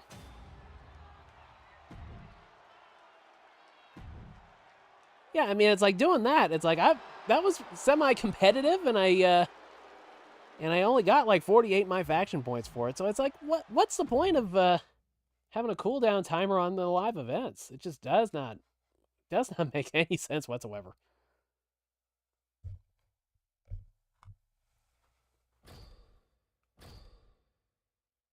I mean, if it was several hundred, just, you know, getting tossed immediately over the top rope and that's it.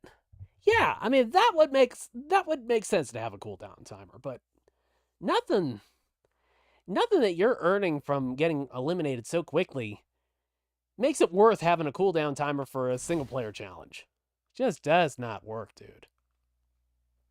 And you know, it's decisions like that hold it back from being what is otherwise just one of the best card modes out there.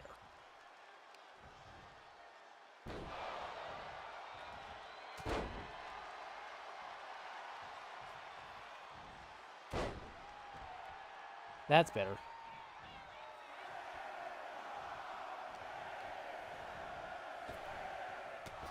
Come on. There goes The Rock!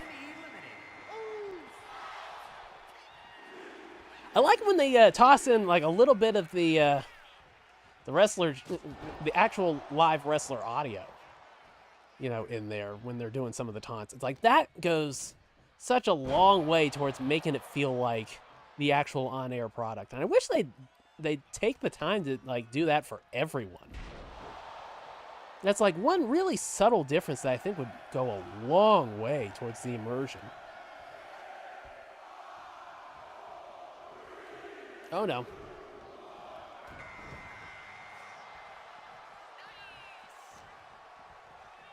Oh crap. Come on. No, no, no, no, no, no, no, no, no, no, no. Shit. Oh, come on. Shit.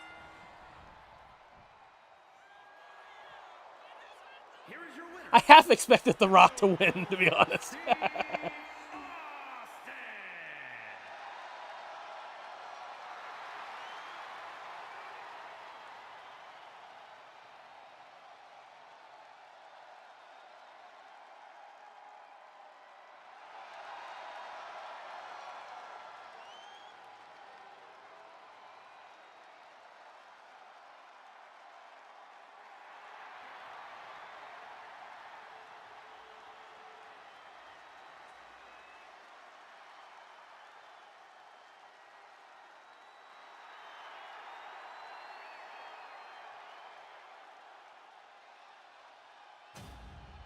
Give me just a moment.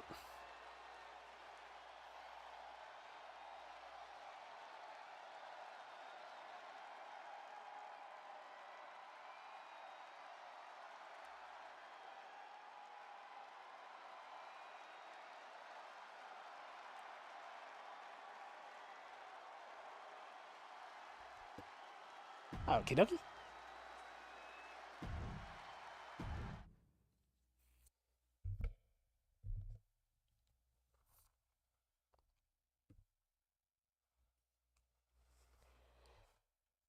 I'm going to make another run at that challenge. Then I might do like a run through the MyFaction or Faction Wars or whatever it's called.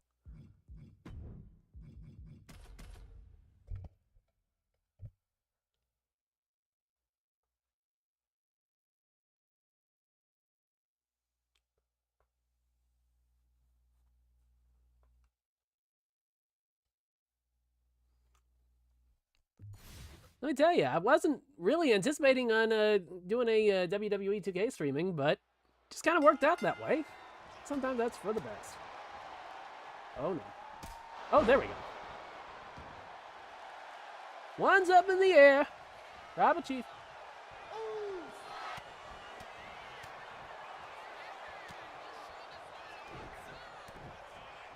This is what happens when you fuck with the final boss, Jay.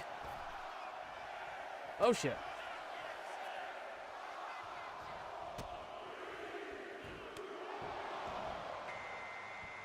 Glass shatters, and here comes Austin.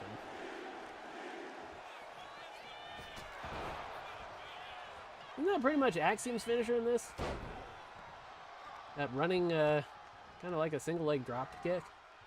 Oh no, shit! There we go again.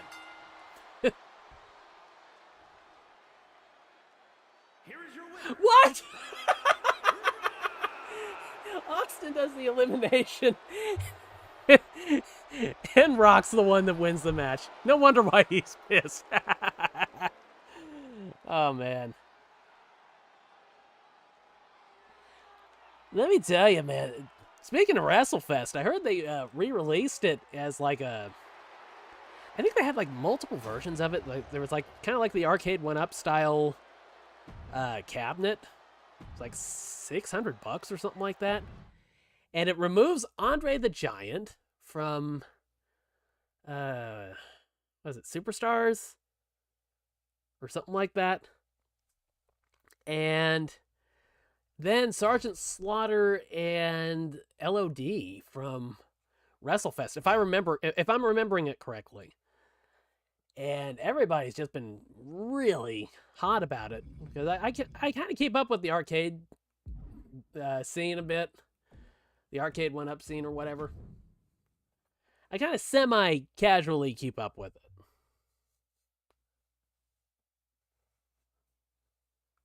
Let's see. Nation of Domination era Farouk and 2001 era Rock. Okay. I could be wrong, but I think that Rock card might be exclusive to like one of the special editions or DLC packs or something like that. And let's see. Okay, we'll get Eric Rowan in there. And we'll give him a try and have Brock be the tag partner. You know, if I recall correctly, there's like this one scene where they're kind of like standing at like a classic backdrop, the classic WWF logo backdrop. And essentially it's DiBiase and Virgil, and just Andre's just been completely just covered over. And I don't think they replaced him in the roster either. I think it's just like one less space on the character select screen or something like that. A lot of people have just not been happy with that. And it's a different company doing the at-home release. I think there's like I want to say there's like a $30-something, like one of those like mini tabletop, desktop, just like the toy versions of it coming like later this year or something like that. Or it's already out, I'm not sure which. But yeah, it's like, for a game that's been like, you know, so heavily requested, you know, it's so odd that, you know, they kind of scrimp on some things like that. And I mean, it's like, I don't know that Sergeant Slaughter's on a Legends deal right now. I haven't seen him in the games for a while.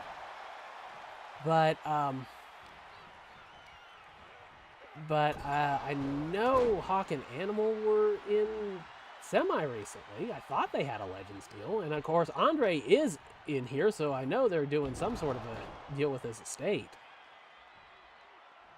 But it just seemed odd that they would, you know, forego including him. At the very least, Andre. Andre's kind of the surprise. I mean, if LOD and Sarge aren't in the Legends Deal program, I can understand them getting left out, but Andre is a little different.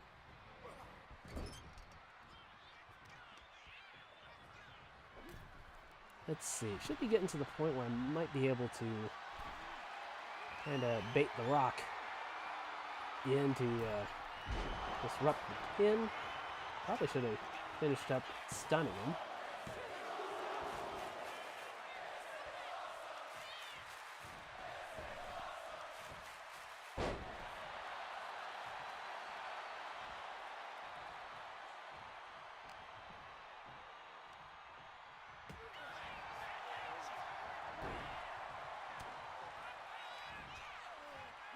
Oh, I gotta tell you, you know, speaking of the Wyatt family, Unfortunately, it sounds like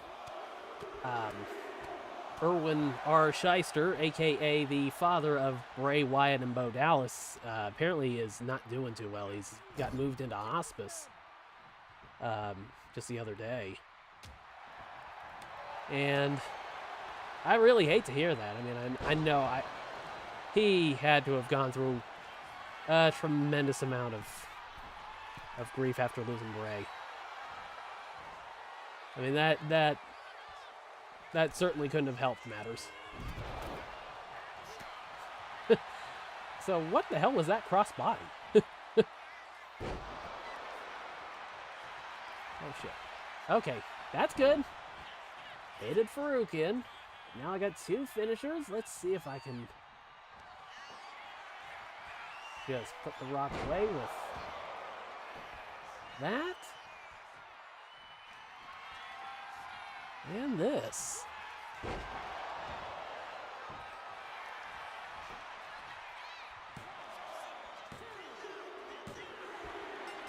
Winner! He was good. Yeah, right, you and me. Yeah, that's right, we're one hell of a team. I love how they reuse the same taunt for pretty much every random tag team that you put together.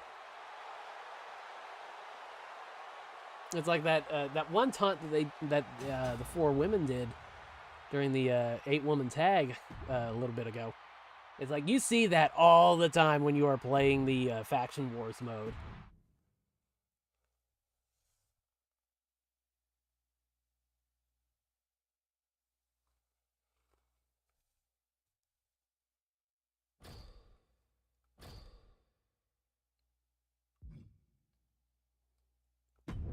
El Grande America. I mean Chad Gable. Okay.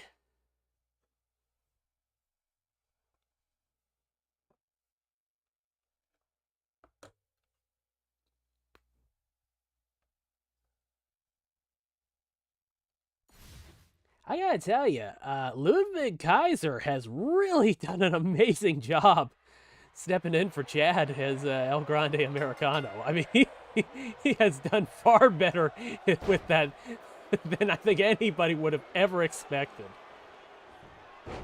I mean, props to him. I mean, stuff like that is what makes you a WWE superstar versus a pro wrestler, you know? And it's like, I mean, I love wrestling in all its forms, but it's like, one thing that kind of bugs me with AEW is that it doesn't feel like anybody really changes all that much. I mean, it feels like very few have, like, evolved their characters. It feels like, you know, Orange Cassidy now is pretty much the same Orange Cassidy that he was 5 years ago. Same with MJF. You know, it's like, there doesn't feel like there's enough, like, character progression in AEW lately. I mean, they were doing pretty good with the longer form storytelling, you know, back around a year or 2 ago, something like that. I mean, that was really good. I mean, they were really captivating. You know, you didn't want to miss an episode, but it hasn't really been connecting with me for the last several months for some reason. I mean, I watch it on occasion, but it's like I don't necessarily go, like, out of my way to watch it. If something else is on, I tend to, I just be like, oh, okay, I can just watch that later. And then I just never get around to it.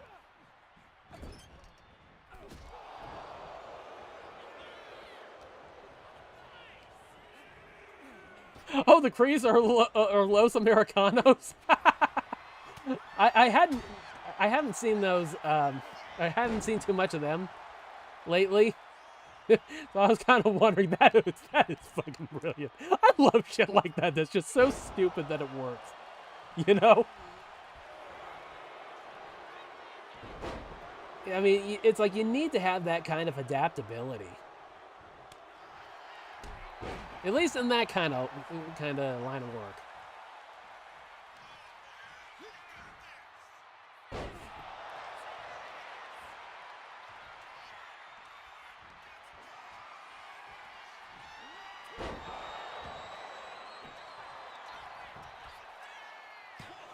Is Chad Gable having a wardrobe malfunction there?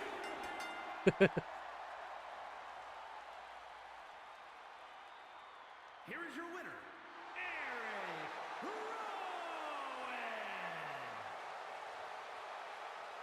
I gotta tell you, I haven't been keeping up with like SmackDown or NXT all that much. And of course, with the premium live events being on ESPN, it's like my WWE viewership hours have really declined ever since the beginning of September. You know, I just, you know, I cut the cord. Don't have cable, so I can't watch SmackDown anymore.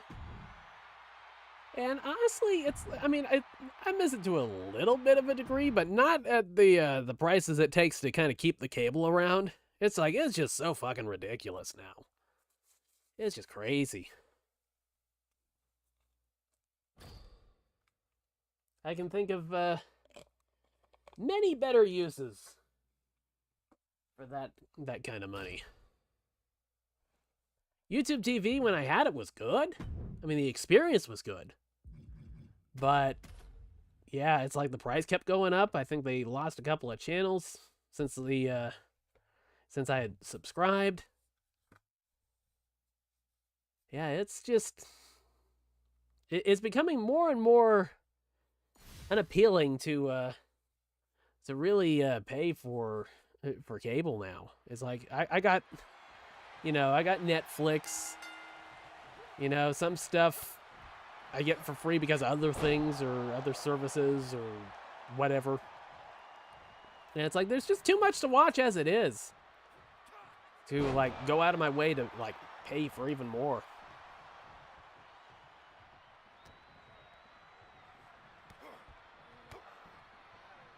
Yeah, it's like Peacock was a good fit for the PLEs. I mean, it's like, and I know the NXT shows are still on there, so I catch those on occasion. But yeah, it's like, you know, I know they had a spike in subscription rates for ESPN when WWE made the move, but I can't imagine that, you know, that's doing anything for the company besides the mere dollars and cents, which is all they seem to care about now. All the decisions are, like, you know, made around the almighty dollar. They've essentially become the stereotypical greedy corporation that you see a billion times a day, you know? You know, they cut the WWE ID program, I think it was. I can't remember what that was. Or what the ID stood for. But they cut a lot of talent. They cut Kylie Ray, who was in AEW briefly, and I'm not sure what was going on with her. She was dealing with some sort of personal issues, and eventually she left the company. And oh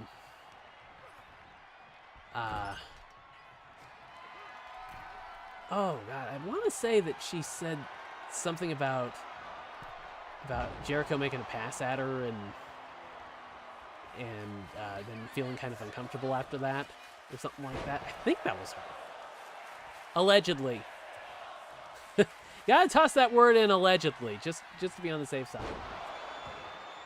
I mean, Jericho's a favorite. I mean, you know, I don't think there was anything, you know, grotesquely inappropriate. Just kind of, you know, trying his luck or something like that.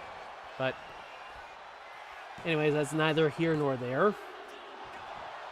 But yeah, they, you know, she ended up going on to sign with WWE in the ID program, and a few months ago, I think maybe about 1 or 2 months ago, she announced that she was pregnant, and legit pregnant, and, you know, then WWE lets her go from the ID program while she's pregnant?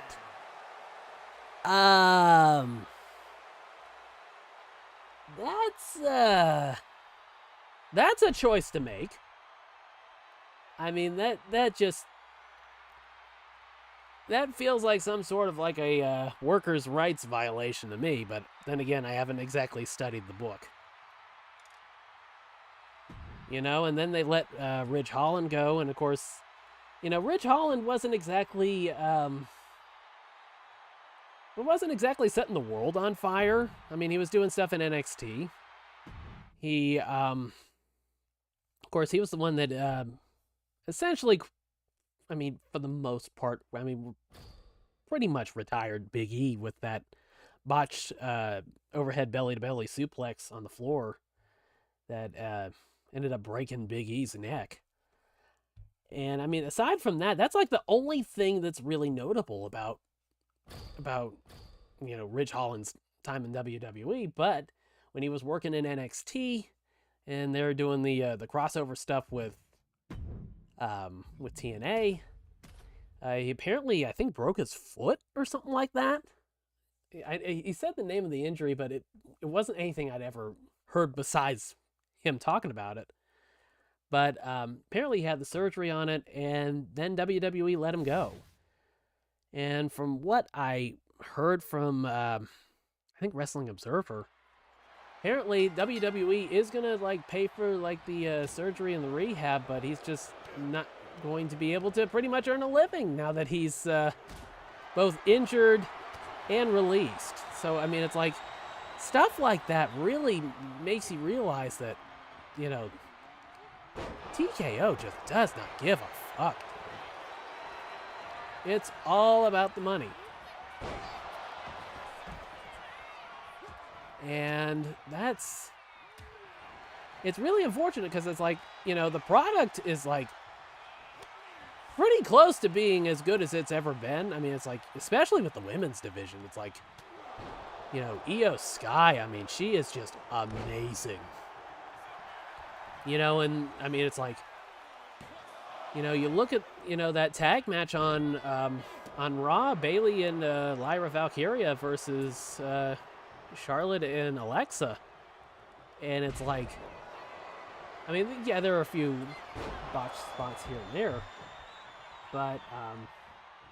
But overall, I mean, and there was that awkward wardrobe malfunction that Lyra's hair got tangled up in Alexa Bliss's top, and they couldn't get it separated. I mean, that was a shocker. But I mean, it's like, aside from a few slight missteps here and there, I mean, it's like, that was an excellent match.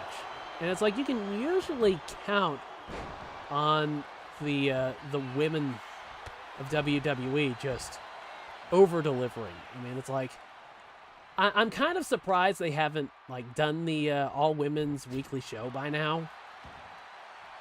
I mean, it feels like that is way overdue. Yeah, I mean, if anybody can, like, make 1 hour of wrestling television fly by fast, it's going to be the women. They can just, I mean, they are just constantly stealing the show. They are just so incredibly good. I mean, it's like they're better than a lot of the men. I mean, it's like the overall women's roster is pound for pound better than anything else. I mean, they are just they are just so good. They're recreating what it feels like to do some of the live event challenges that are just not balanced well. Banging your head into the fucking turnbuckle.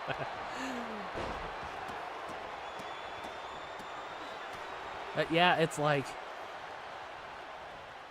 you know, I mean, as a teenager, you know, it's like a lot of the women's matches were the sex appeal type. And I mean, you know, different strokes for different folks and all that jazz. I mean, I can understand people not enjoying, you know, pudding matches and, you know, over the top, off with the top matches and stuff like that. I mean, I can understand people finding that, you know, inappropriate or whatever. But, you know, back in the day, you know, a lot of the women, you know, didn't really wrestle to the level of the talent that you're seeing now. It's like, especially like the Japanese women, it's like they are just so insanely good. You know, and you watch stuff like, you know, Tokyo Joshi Pro or Stardom or stuff like that, and it's like they are just so ridiculously talented. It's just so fascinating to see how the women's roster has just evolved from being just, you know, basic sex appeal in high spots to just legit technical greats. I mean, it's just Io Sky. I just keep coming back to her. She is just incredible.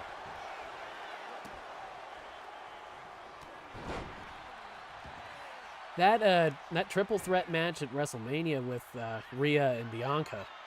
Oh crap. That was just, I think that was my pretty much my favorite match of WrestleMania weekend. You know, they tore the house down. And I know the men's triple threat the night before was really good too, but yeah. That there we go. That women's triple threat, that was just the highlight of the weekend. They just tore the house down, and that's actually why you haven't seen Bianca around for a bit. She broke her hand or broke her fingers or something like that. I think I was watching the WWE Unreal documentary series on Netflix, which is really good, by the way. Not quite what you may be expecting going into it, but it shows a lot of the creative process, more than you're probably thinking they should. But yeah, they highlighted that women's triple threat during WrestleMania weekend during that documentary. And I think I remember Bianca saying she broke a couple of her fingers or something like that.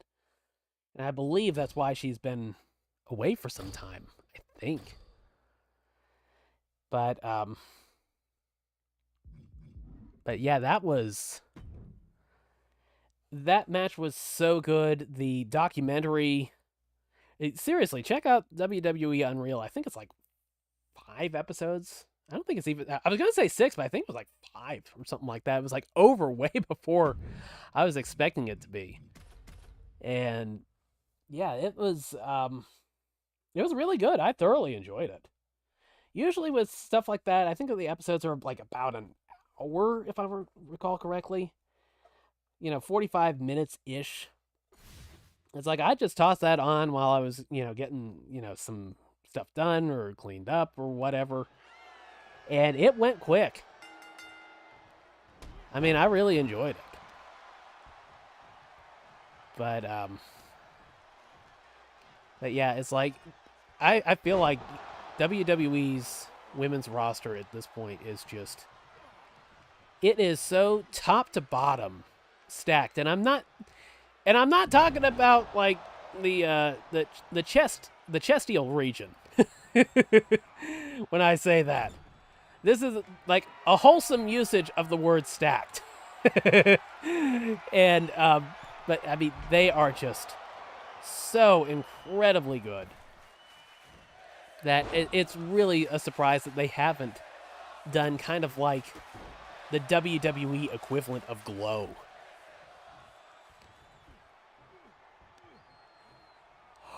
Was that the match with Penta where she was, oh god, some spider themed name. I can't remember, but yeah, Chelsea and Penta, my god, they had one hell of a match in Lucha Underground. I've seen some highlights of it within like the last couple of months. And you know, I know they don't do, like, intergender matches on, like, the main roster very much, but that is probably one of those potential match of the year candidates that, like, nobody would expect to be as good as it is. Chelsea Green has just been killing it on the main roster. And down in NXT with Ethan Page, what I've seen of the two of them working together, it is, I mean, it's one of those things where it's like, it's almost a surprise they haven't called Ethan up by now. I mean, I know he's the Canadian North American champion or something like that. He's got the Canadian strap on the North American title. I mean, it's like, he's been doing really, really good. He's like an example of somebody that, like, is like a much better fit in WWE than AEW. It's like he has that sports entertainer quality to him that is just a perfect fit. And that theme song he's got. Oh, shit. Damn it. I mean, that theme song he's got in WWE. It's one of those songs where it's like when you hear it, it gets stuck in your head the entire time.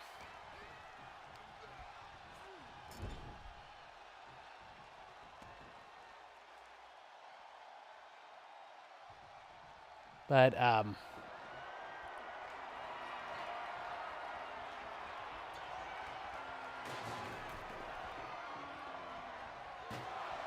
Dink. But I can't help but feel like it's only a matter of time before Matt Cardona reunites with Chelsea Green on camera. Goes back to WWE. I mean, I know he made some sort of a appearance because of the crossover with TNA, but I mean that would be. I can only imagine how well the two would work together in her current gimmick. I mean, whatever. I've heard Chelsea Green called like the female equivalent of The Miz. It's like whatever you give her, she will make it work exceptionally well.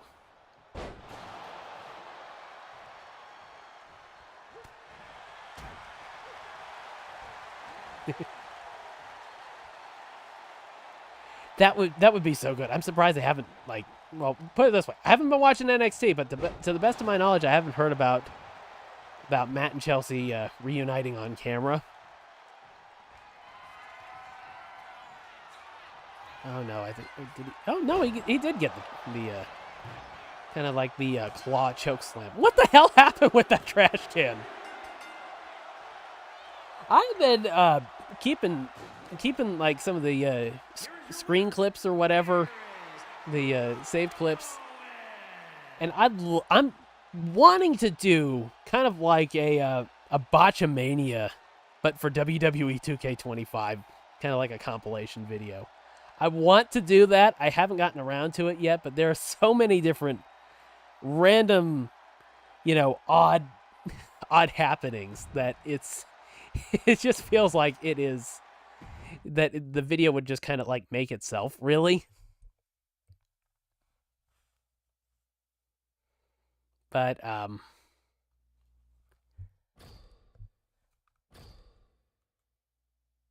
yeah, that it's like random stuff like with that trash can. It's like just kind of popping out of nowhere.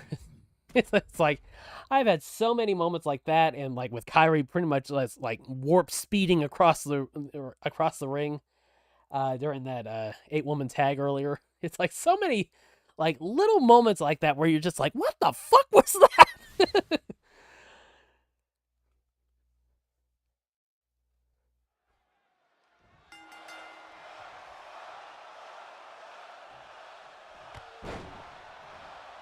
Come here, Butch.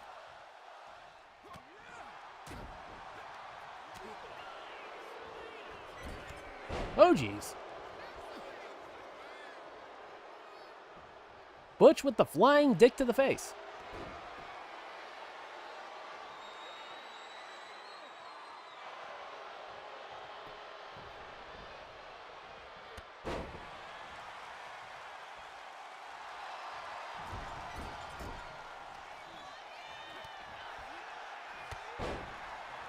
Cameo.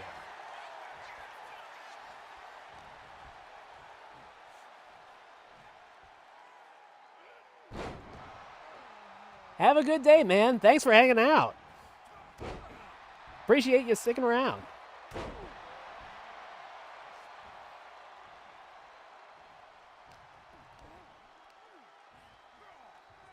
Always remember and never forget. Work smarter, not harder. Not sure how that can apply, but hey, if you gotta go back to work, find a way to work smarter, not harder. That's my approach.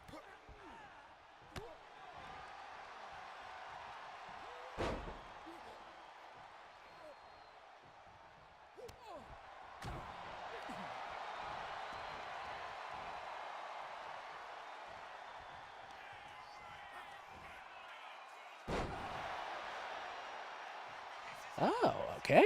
No wonder. I was sitting there thinking, why did that jump from 15 to 45 MyFaction points? Apparently, I damaged his torso to red. So there's only one thing left to do. And then put his ass through a table.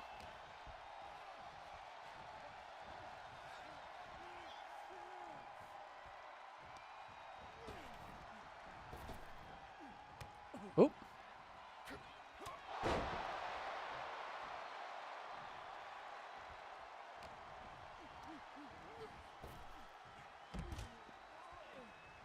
Damn, they positioned the tables just far enough that if you throw somebody over the top rope, it's not going to put them through it.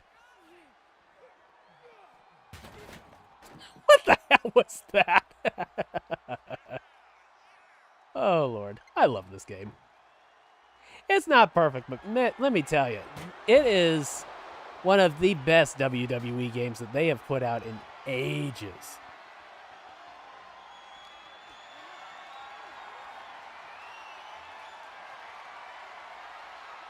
Oh, come on.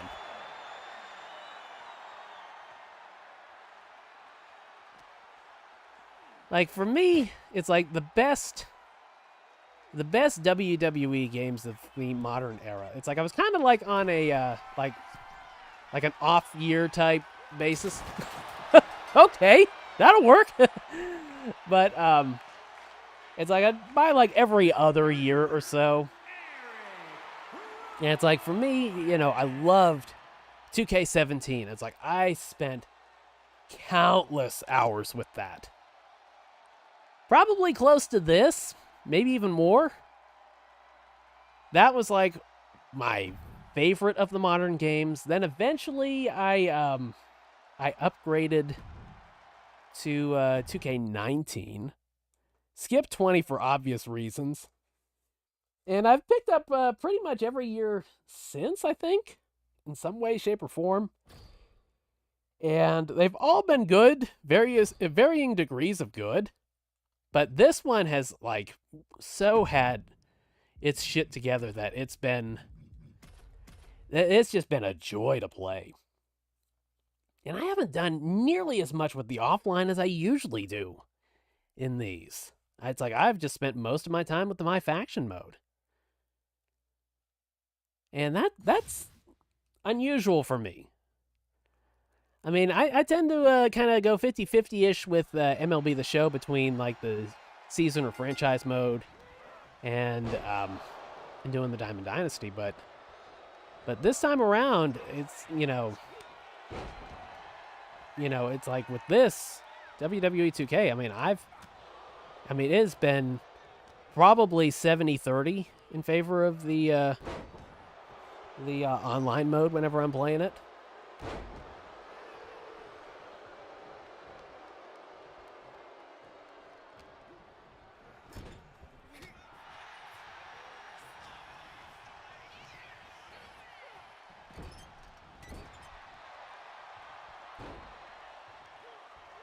You know, and one thing that I'd like to do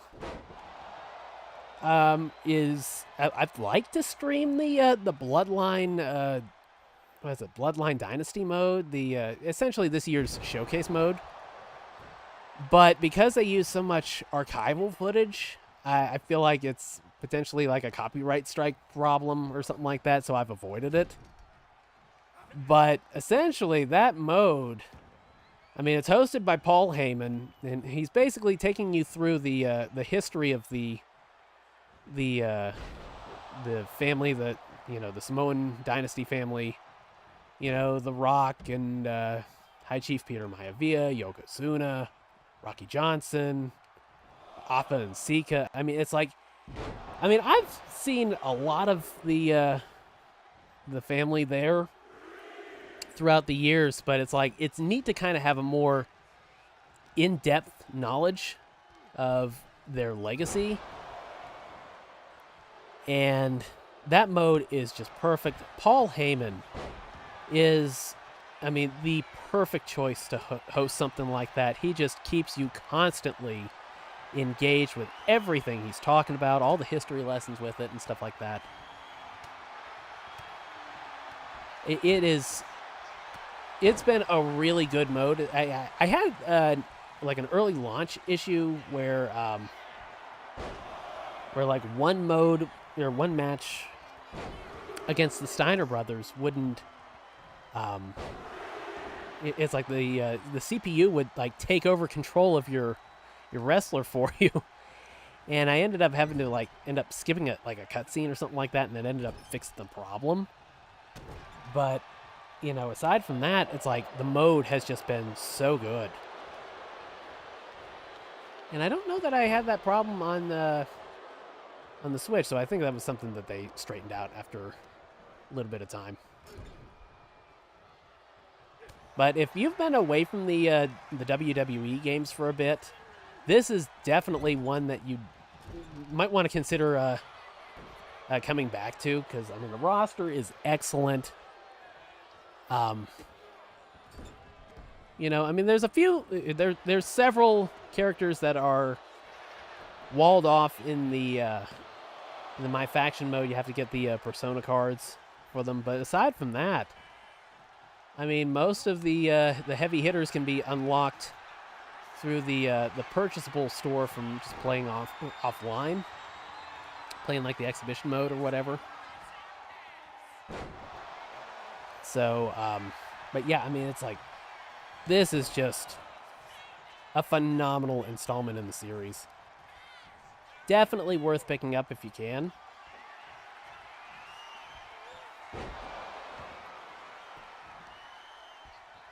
Okay, let's put Solo away. We will tag in Brock.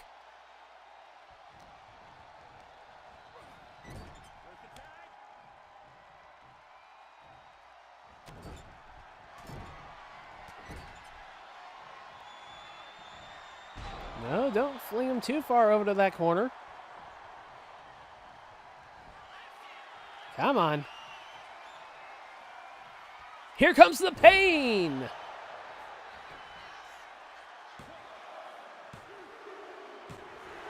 And there we go.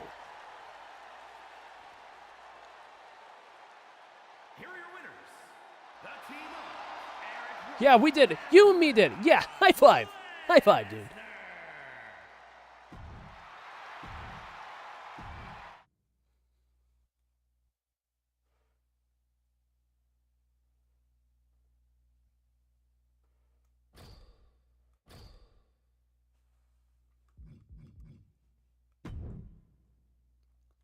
Let's see.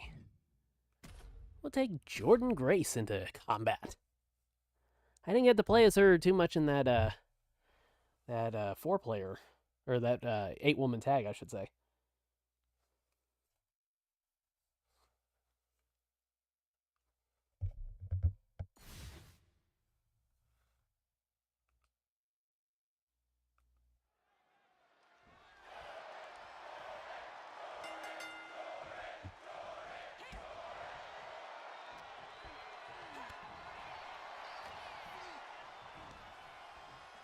Oh boy.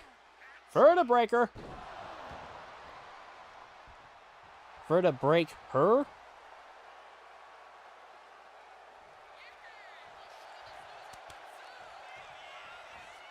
I like Zelina Vega's Puerto Rican flag gear. That is like an iconic look for her. It's like every wrestler needs to have that iconic look that everybody will just associate with them. And that's the look I associate with her. It's like that is the best. It's like that entrance that she made in was it Backlash that they had in Puerto Rico. It's like that's one of those things that you're gonna remember for like a long time. That is like a career highlight for her. The black and white version isn't too bad either, but I definitely prefer the red, white, and blue look.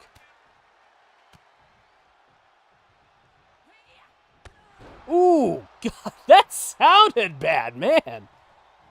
That sounded like it hurt.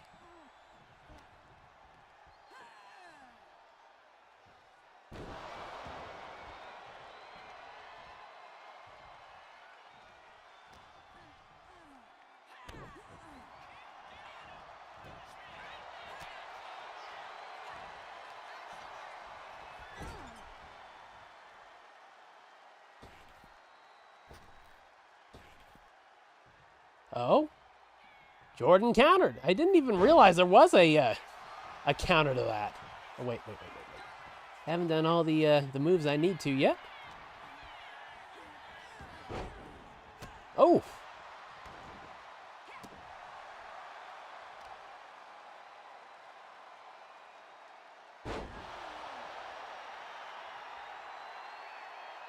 Like I said, I haven't been able to watch SmackDown, but I know Zelina and her husband, Aleister Black, have finally united on camera. I always thought that was interesting how like back in like NXT, Zelina was like managing Andrade, and Andrade was feuding with Aleister Black. Yeah. I keep going back and forth between Aleister and Malachi. But yeah, it's like she was, Andrade was feuding with Aleister Black, and she's managing the guy that's beating up her own husband.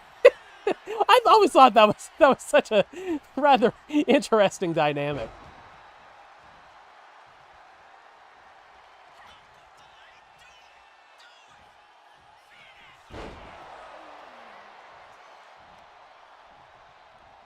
If you're having a good time out there, consider dropping a like and subscribing to the channel. I try to stream at least once a week, if not more. And I've been going through Pokemon Legends ZA in some of my other streams and videos. You can find the archives for those on the channel.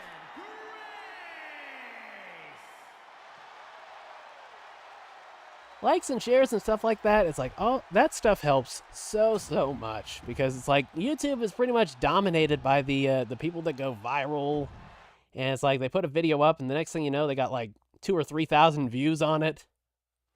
And it's like I'll have that happen with like a short that I'll do from time to time, but generally speaking, it's like the shorts are kind of like all thriller, no filler. It's like kind of like the quick thrills. If you've come to the channel because of a short, greatly appreciate it. Because it seems like getting the turnover rate for shorts is way tougher than anything else. And it's usually the live streams or the long form content that actually builds up the viewership. And I try to do the longer videos. I know some channels try to aim for like 10 minutes or something like that, 10 or 15 minutes. And I know there's like metrics that say, okay, yeah, that's probably the best way to do it and stuff like that. But personally, I just, I prefer to do like the longer form content. The stuff that you can, toss on while you're, working in your house or, multitasking and doing something else. Because that's how I watch a lot of stuff. You know, I'll toss on streams from, like, Maximilian Dude. He's, like, one of my favorite streamers. If not my favorite streamer. I'll watch a lot of his videos. And he's really good. Talks a lot about fighting games and stuff like that.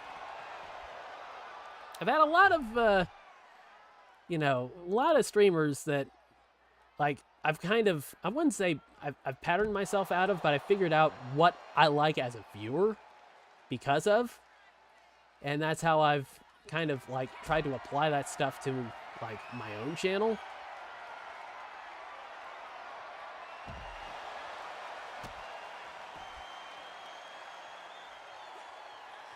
But, yeah, I mean, I've really been enjoying streaming, and it's like I started out earlier this year, I was just doing, like, the offline stuff. You know, I did, like, some of the offline episodes of gameplay sessions, which you can check those out on the channel.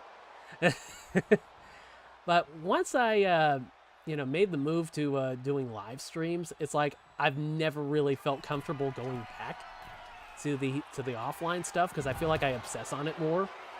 When it's like when I'm the only person in the audience, it's like I turn into a rabid perfectionist. But when it's live, it's live. It's like, you know, fuck it, you know, we'll do it live. You know, there's not much you can do to change it if it's live. So you just kind of wing it the best that you can and hope everything goes okay. But it's like I've really enjoyed doing the live stuff. Way more. I'd love to do the podcast live. I have the temporary hiatus on FOMO's Mofo. I've just been so busy. I'm usually way mega busy during the summer months. You know, because usually that's like the best time to get like a lot of the yard work stuff done. A lot of the things that I've been wanting to do, but it's just been too cold to do. And of course, I like to take a dip in the pool every once in a while. But yeah, it's like usually the podcast is like, oh crap, she countered. Usually the podcast is, you know, something I love to do, but time doesn't necessarily allow for it. When I do have an opportunity, I want to stream rather than just podcast. But yeah, it's one of those things that I want to get back around to. I probably will in the cooler weather when I'm not outside as much. When I turn into a it's cold, I'm not going out unless I have to, like hermit mode.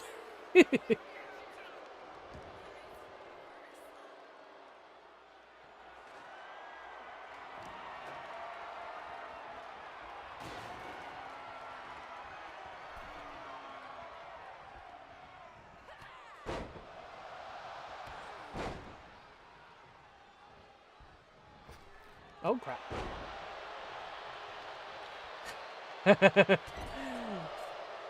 There goes another Botchamania caliber glitch in the system. There we go.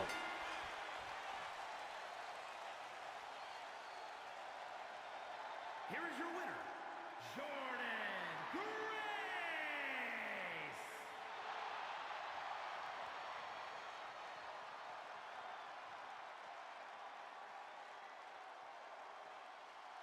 Let me tell you, Jordan Grace's character model, it looks pretty good for the most part. I'm not sure if they fully captured the face as well as they could have. But yeah, overall, that's pretty good. And, you know, they rescanned Nikki Bella recently, and the most recent update for the game actually included her new character model in.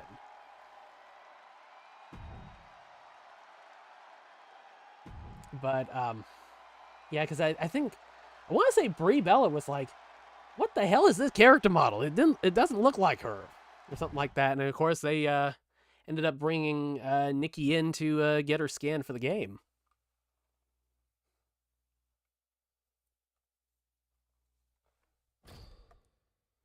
2,500 MyFaction points and 160 for the match itself. Not bad, not bad.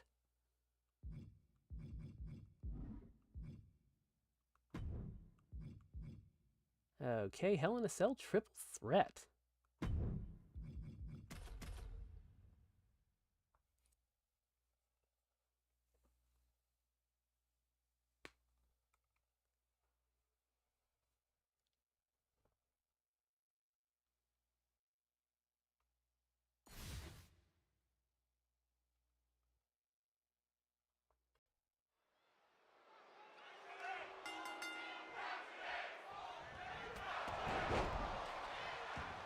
Great taste, less. What is it? Great taste, no filling, less filling, less. Great taste, less filling. That's what it sounded like when. Oh, Austin Theory. This is somebody I don't know that I've actually played against in the game. I think I would have remembered that classic SmackDown look for his logo. Ah!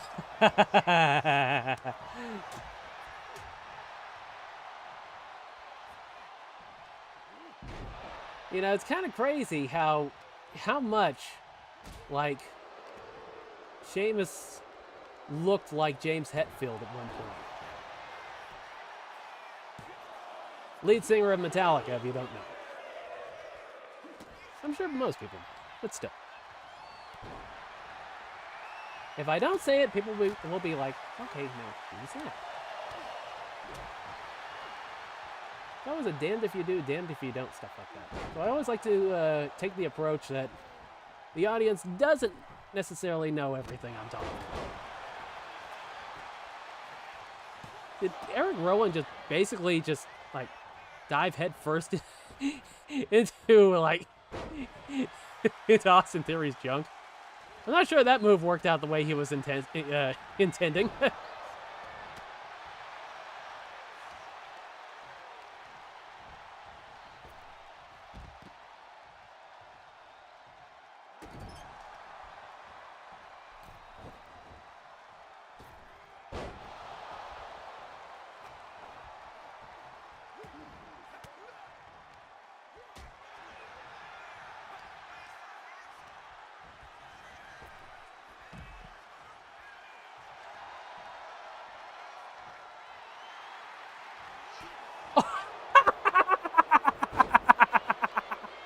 Oh my god!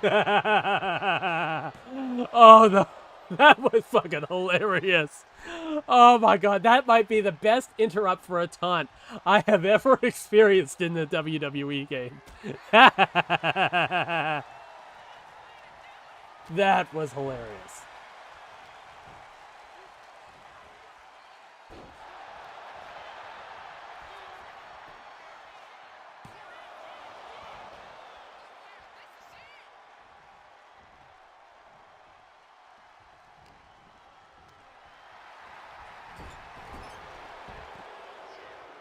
Oh, crap.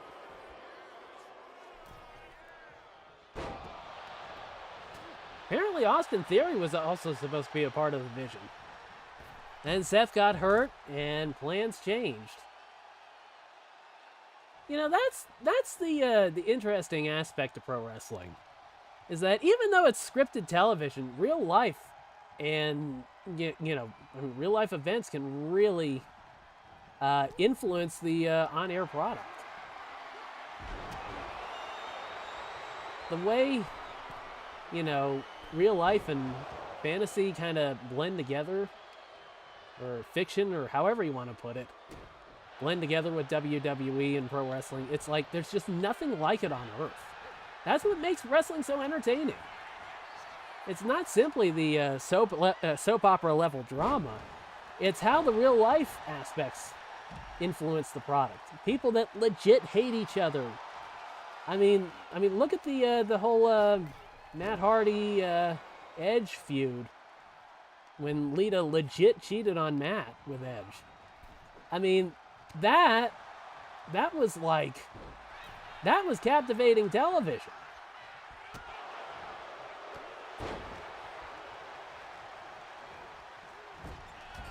Oof. Oh, crap. Ooh.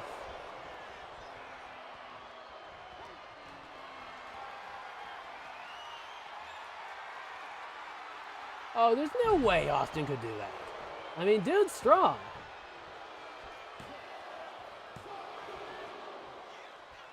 But I don't know that he can press Sheamus above his head.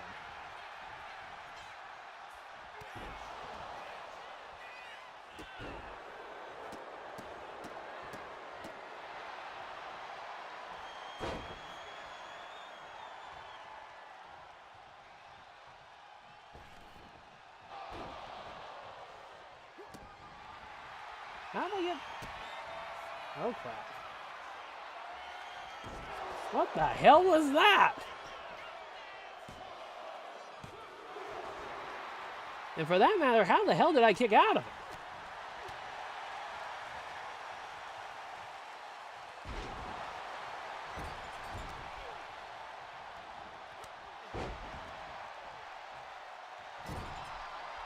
Come on. Okay, let's get those taunts up. My faction points. Oh no. Oh, wow! Was that even a 1 count?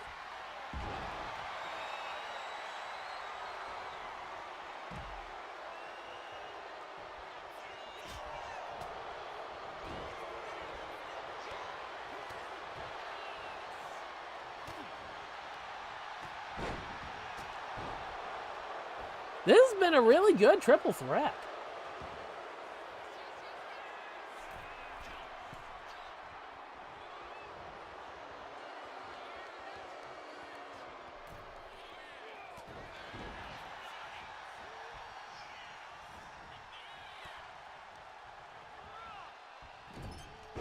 Come on. Let's see, what else can I do in here? Heavy attacks, damage opponent's torso to red. Okay, so I guess I'm going to have to do that to Austin Theory. Oh, jeez. Since Sheamus is already in the red and it wasn't by my doing.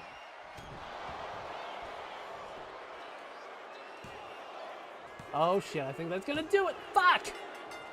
Fuck, fuck, fuck. Fuck, fuck, fuck.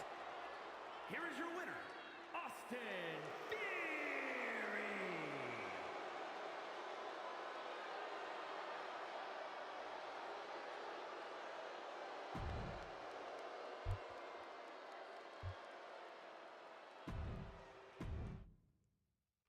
Well, we can't let that stand now, can we?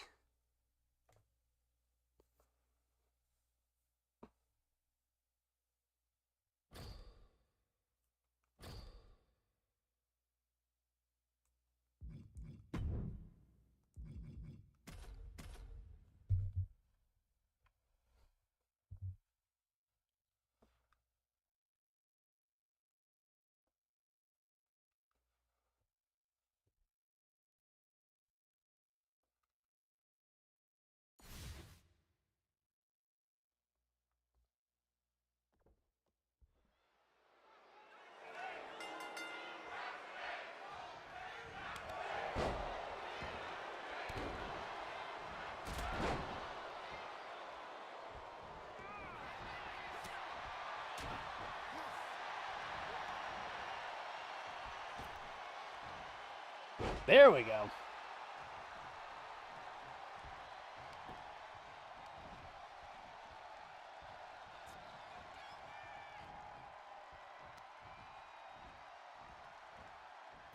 Oof.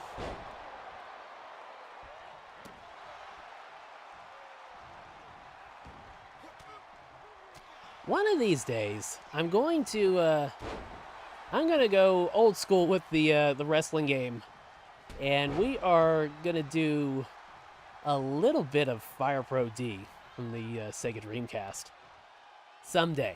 Not today. Not today. I still need to kind of get some things sorted out. Untangled. It takes so.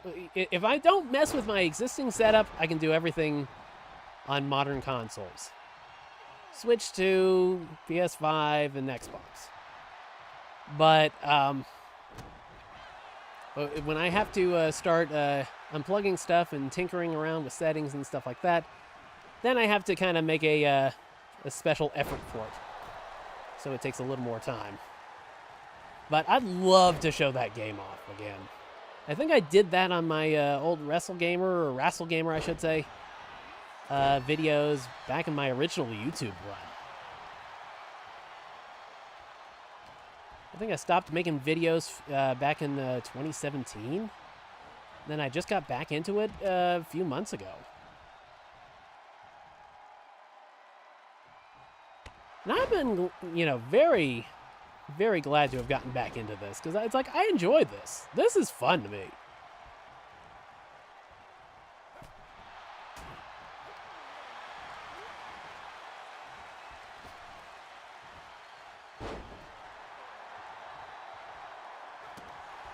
Oh, crap.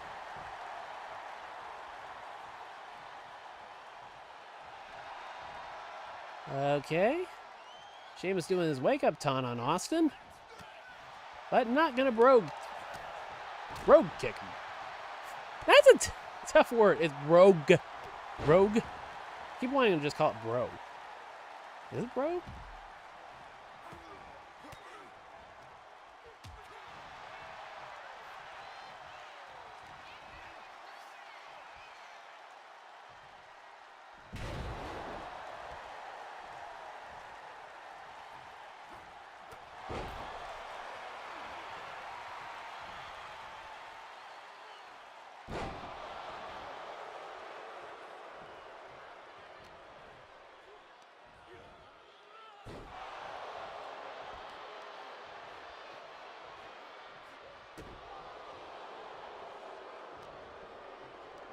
What the fuck? Where the hell did all my special meter go? Son of a bitch.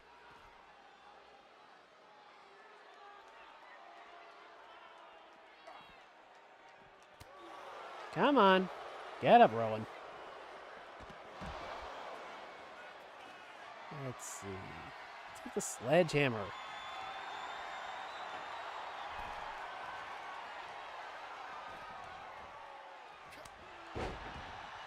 That'll dim the running lights.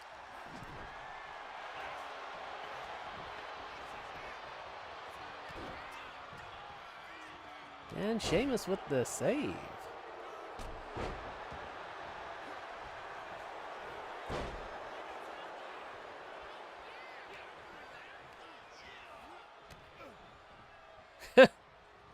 And into the ref.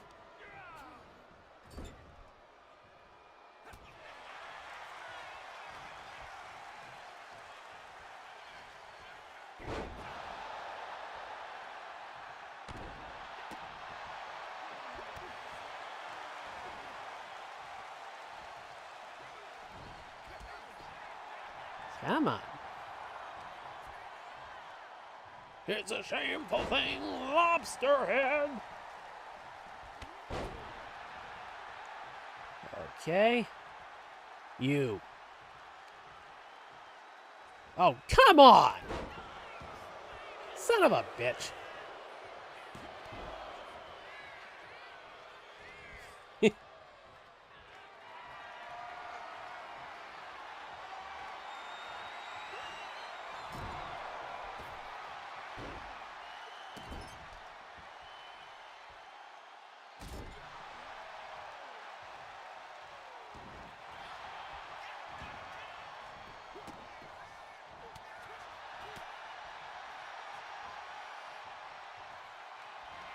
Come on.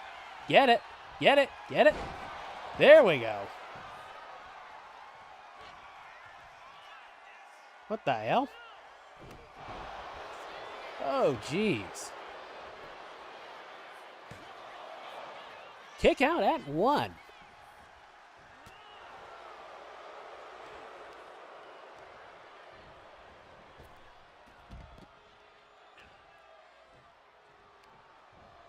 I am not a fan of the red Hell in a Cell cage.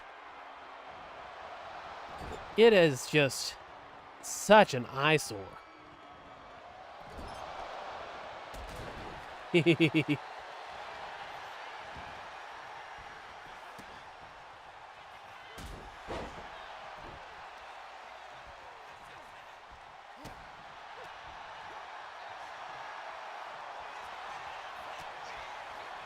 Oh, crap. Okay. Counter, counter, counter, counter. Got out of it. Oh, shit. Jeez. The overly complicated Fuckatron 5000. Whatever the fuck that thing was. I mean, I don't even know how to describe that thing. It's like it partially looked like... Oh, whew. It partially looked like Pete Dunne's finisher. It kind of crossed with Bray Wyatt's, and maybe a little bit of package pile driver or something in there too. Looked like something Sami Zayn would have come up with.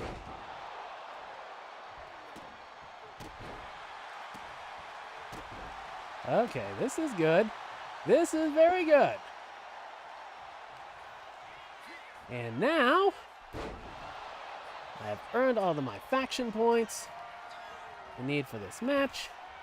James goes out to the outside. Get the claw on Austin Theory. Send A-Town down to the ground.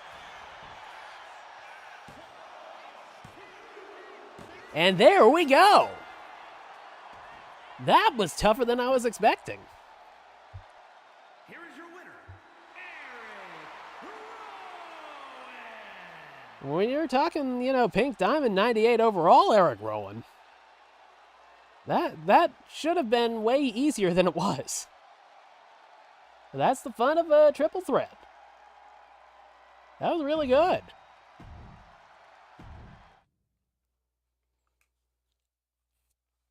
And next up,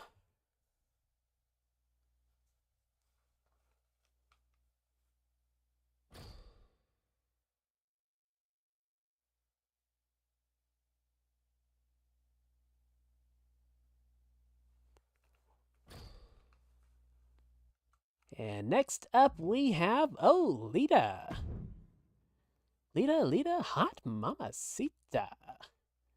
And we'll do Roxanne Perez. Okay, not that kind of do.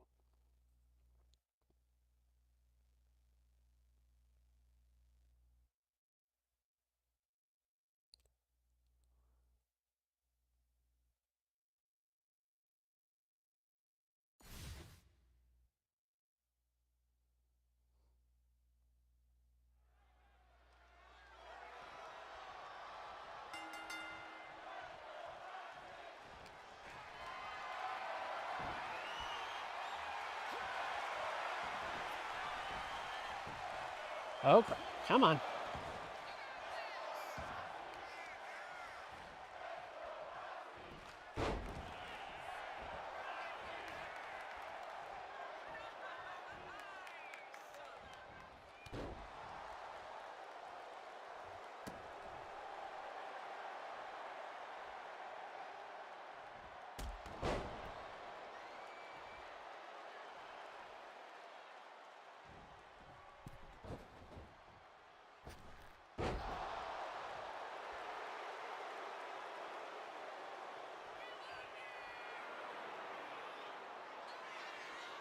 Okay, I know it is the end of October, and the Royal Rumble is a couple months away, so you never know what could happen.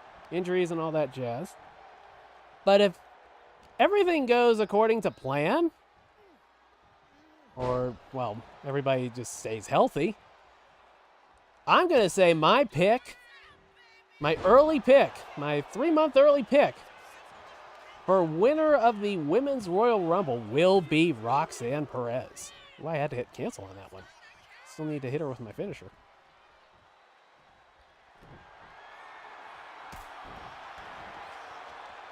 But yeah, I think Roxanne Perez is probably a likely candidate to win it.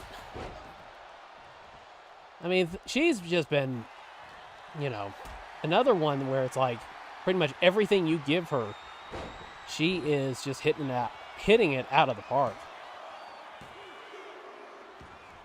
Cancel again.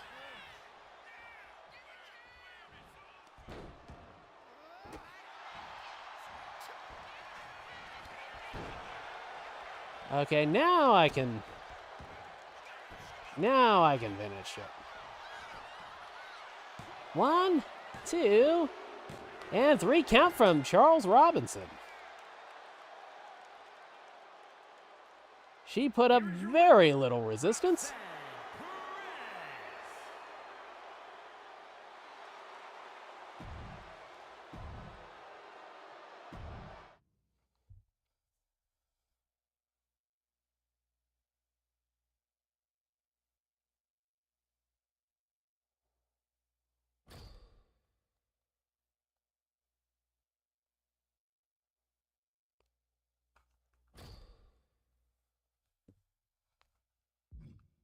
Ah, Stacy. One blonde bombshell versus another.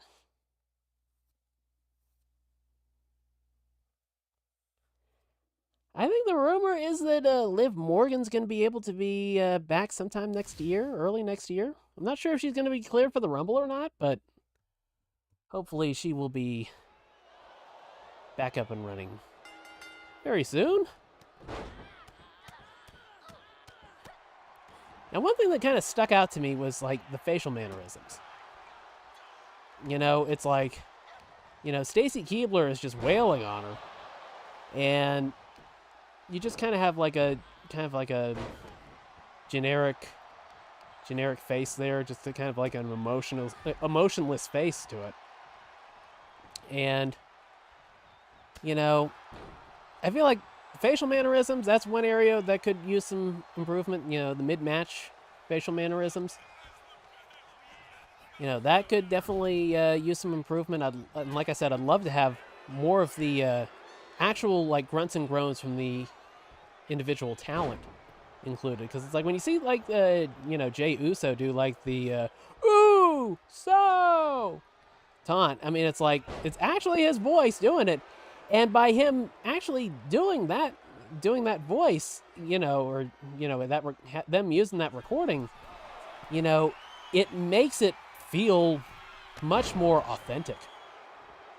And I think that's like one area they could really, you know, work on, just with some relatively small improvements. Just, you know, take some archival audio of grunts and groans and whatnot. And I'm sure they could have plenty of talent, you know, kind of quote-unquote modernized, I guess you'd say.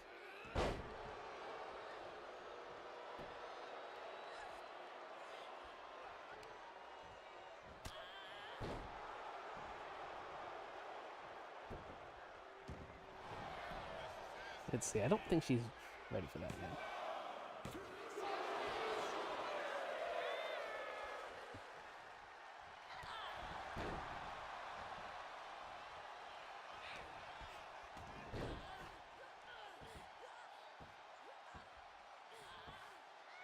Wow. Stacy busted wide open.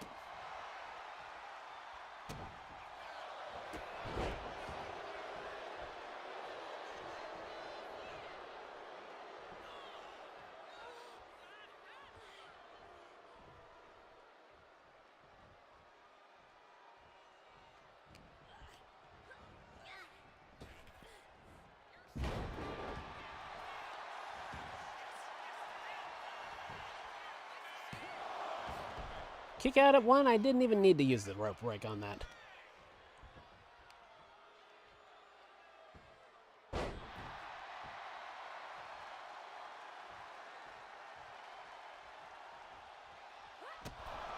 Oh, geez.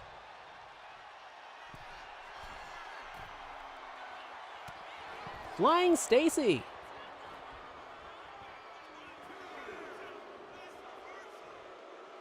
I still can't believe, you know, she was a thing with, oh God.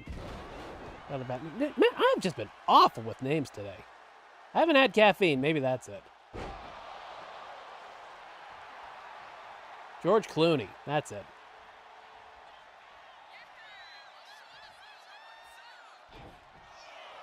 I'm not gonna work, Stacy.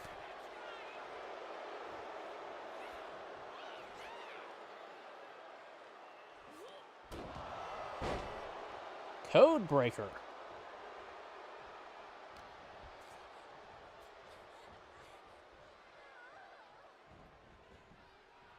Come on. What the hell was that? What was that? That was not her finisher. What the hell was that? Why did that count as a finisher? Was she just too close to the turnbuckle? Maybe that was it. Maybe that was it.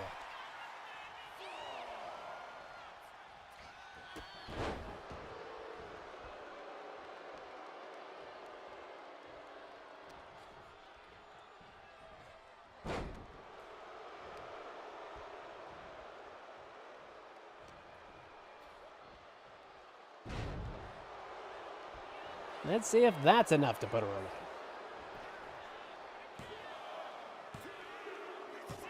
And it is.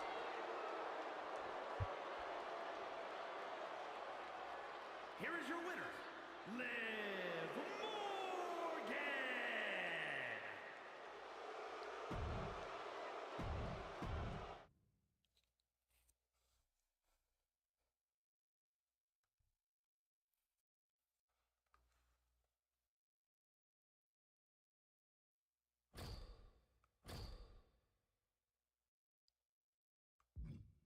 Oh no, doink. Okay. Doink's getting the Brock Lesnar treatment.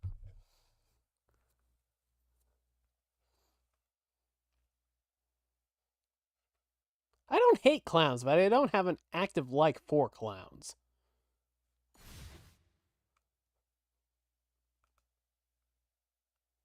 I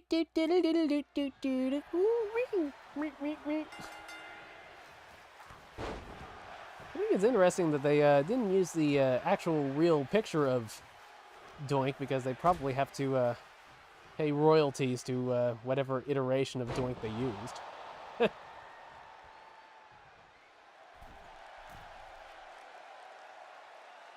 That was a pretty good likeness of Lesnar.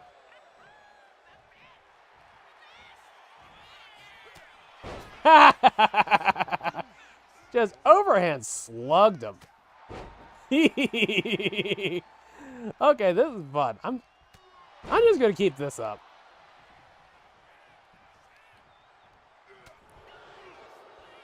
That clown has an attitude. That clown's gonna have a broken jaw when I'm done with him.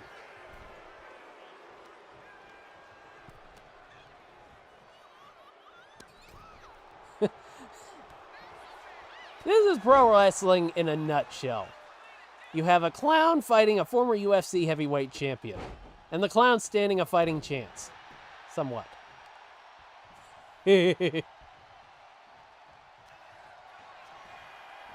What? What the hell was that? He reversed it? What the fuck?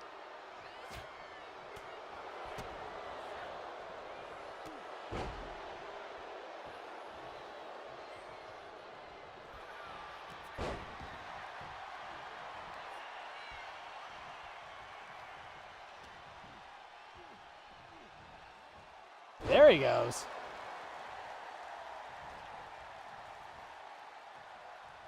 Suplex City, bitch.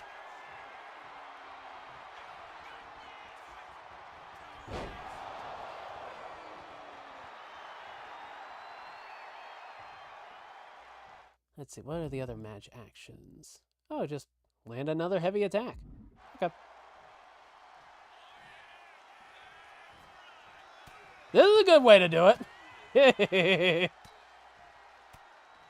Just beating the ever-loving shit out of him.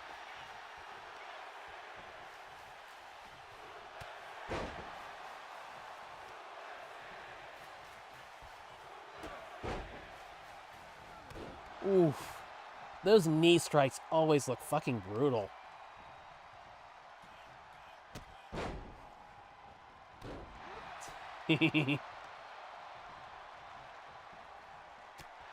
There we go.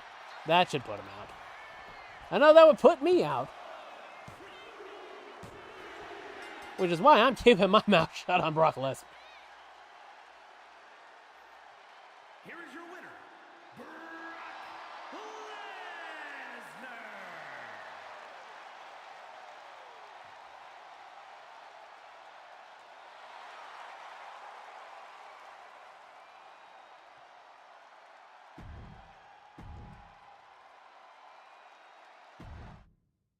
253 MyFaction points for it. That was a pretty good turnaround.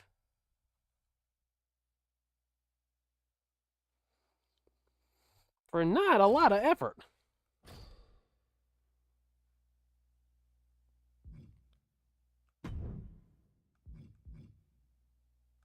And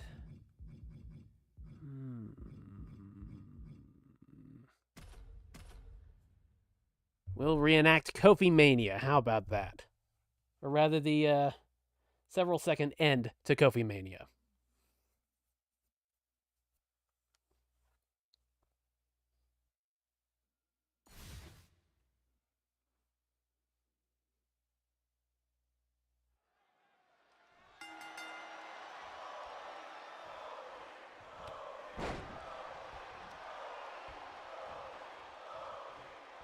Oh, sorry, Kofi.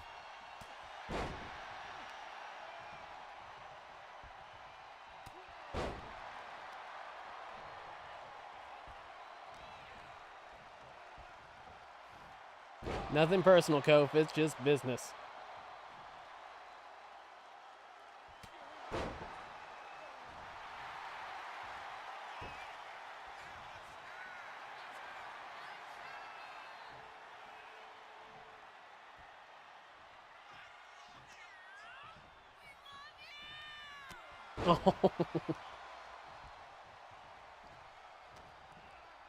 Pick him up and put him down.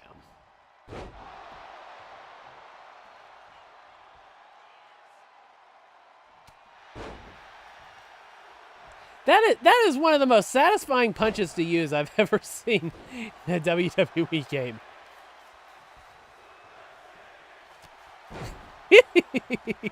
I'm not getting tired of it.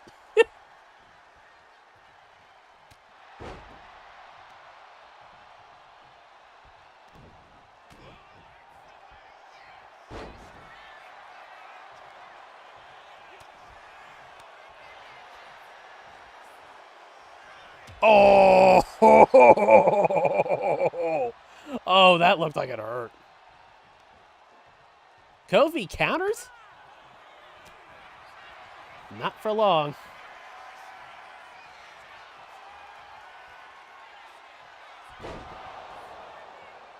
Okay. Let's get this ladder and get whatever is hanging above the ring.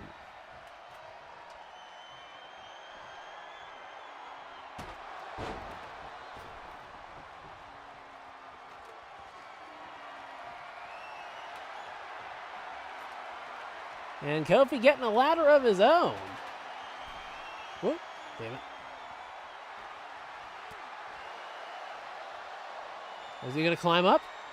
He's climbing up.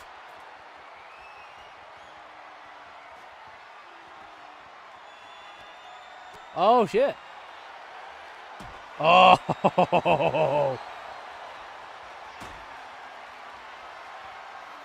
Oh, shit. Oh, shit. Down goes Brock.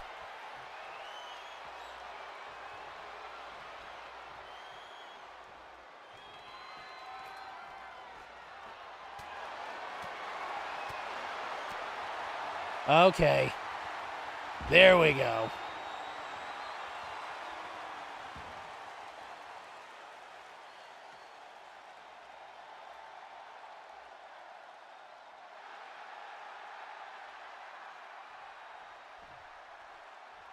There we go. That'll do it.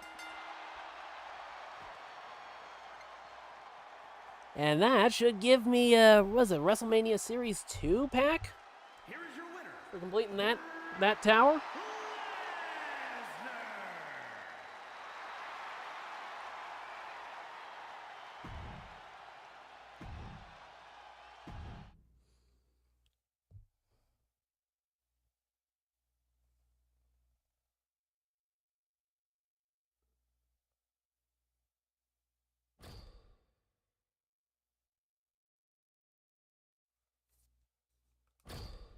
All right.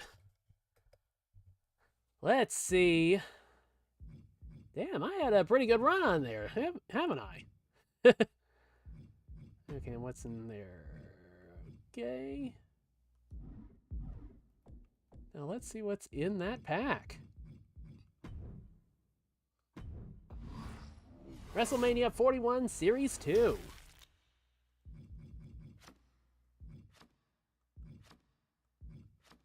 Oh, a bunch of new stuff.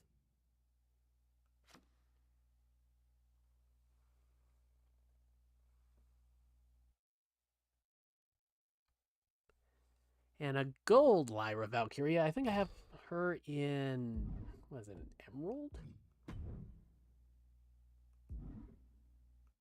Oh, funny enough, I never used any of the evolution cards. Huh. I should fix that.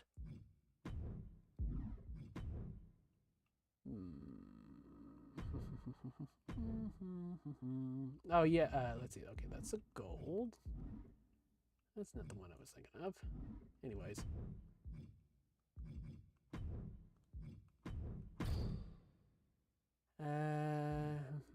Yeah, Amethyst. Amethyst Lyra. Okay. Not bad. Well, considering I was just intending on checking out the LRG3 for today. And it turned into a WWE 2K stream. So sometimes that's just the way it works out. Well, I think that is probably going to do it for my stream today. I hear the lunch a-calling me. And by lunch a-calling me, I mean my stomach's been growling like really loud for the last like 10 minutes. But thank you all for hanging out with me, and I hope you enjoyed the LRG3 reactions and the WWE 2K25 gameplay. And that is running on the Nintendo Switch 2. Definitely a fantastic port. One of the best ports on the system for what it's worth, in my opinion. 60 frames per second, pretty much locked, save for when you're unpausing. You might notice a 1 or 2 frame drop here or there. That's about it. Very good game. Very good game. But if you enjoyed the video, be sure to like it and consider subscribing to the channel and ringing the notification bell. Those things are very important to the YouTube algorithm. And when you're a small YouTuber, you need all the help you can get. Let me tell you. And I greatly appreciate anything you do to kind of spread the word or give it a like or subscribe or whatever. I'm happy to have you. And you can also keep up on social media on Bluesky, blueswim.bsky.social or at blueswim.bsky.social. I'm more active on there than on Twitter/X, which is at FOMOSAMOFO. Far more active on Bluesky, to be honest. What I like about Bluesky is that you can pretty much just scroll through and be like, okay, I saw that tweet earlier, and then put it down for a couple hours, then come back later, and it's like, okay, scroll through, oh yeah, I saw that one, and then you can put it down again. It's like with Twitter, it's like they're just constantly throwing stuff at you all the time. It's hard to kind of pull yourself away from it, to be honest. Is this social media addiction that I've heard about? Anyways. You can also check out my Patreon, which will be a little bit more active in the coming weeks and months. Membership is free. Patreon.com/BlueSwim. And on Twitch, which I want to get back to Twitch too, but I've had more success on YouTube. And it's, most of my content just goes to YouTube anyway, so it saves me work to just stream here. But on twitch.tv/FOMOS a mofo, FOMOS This has been BlueSwim, and I will catch you all in the next stream.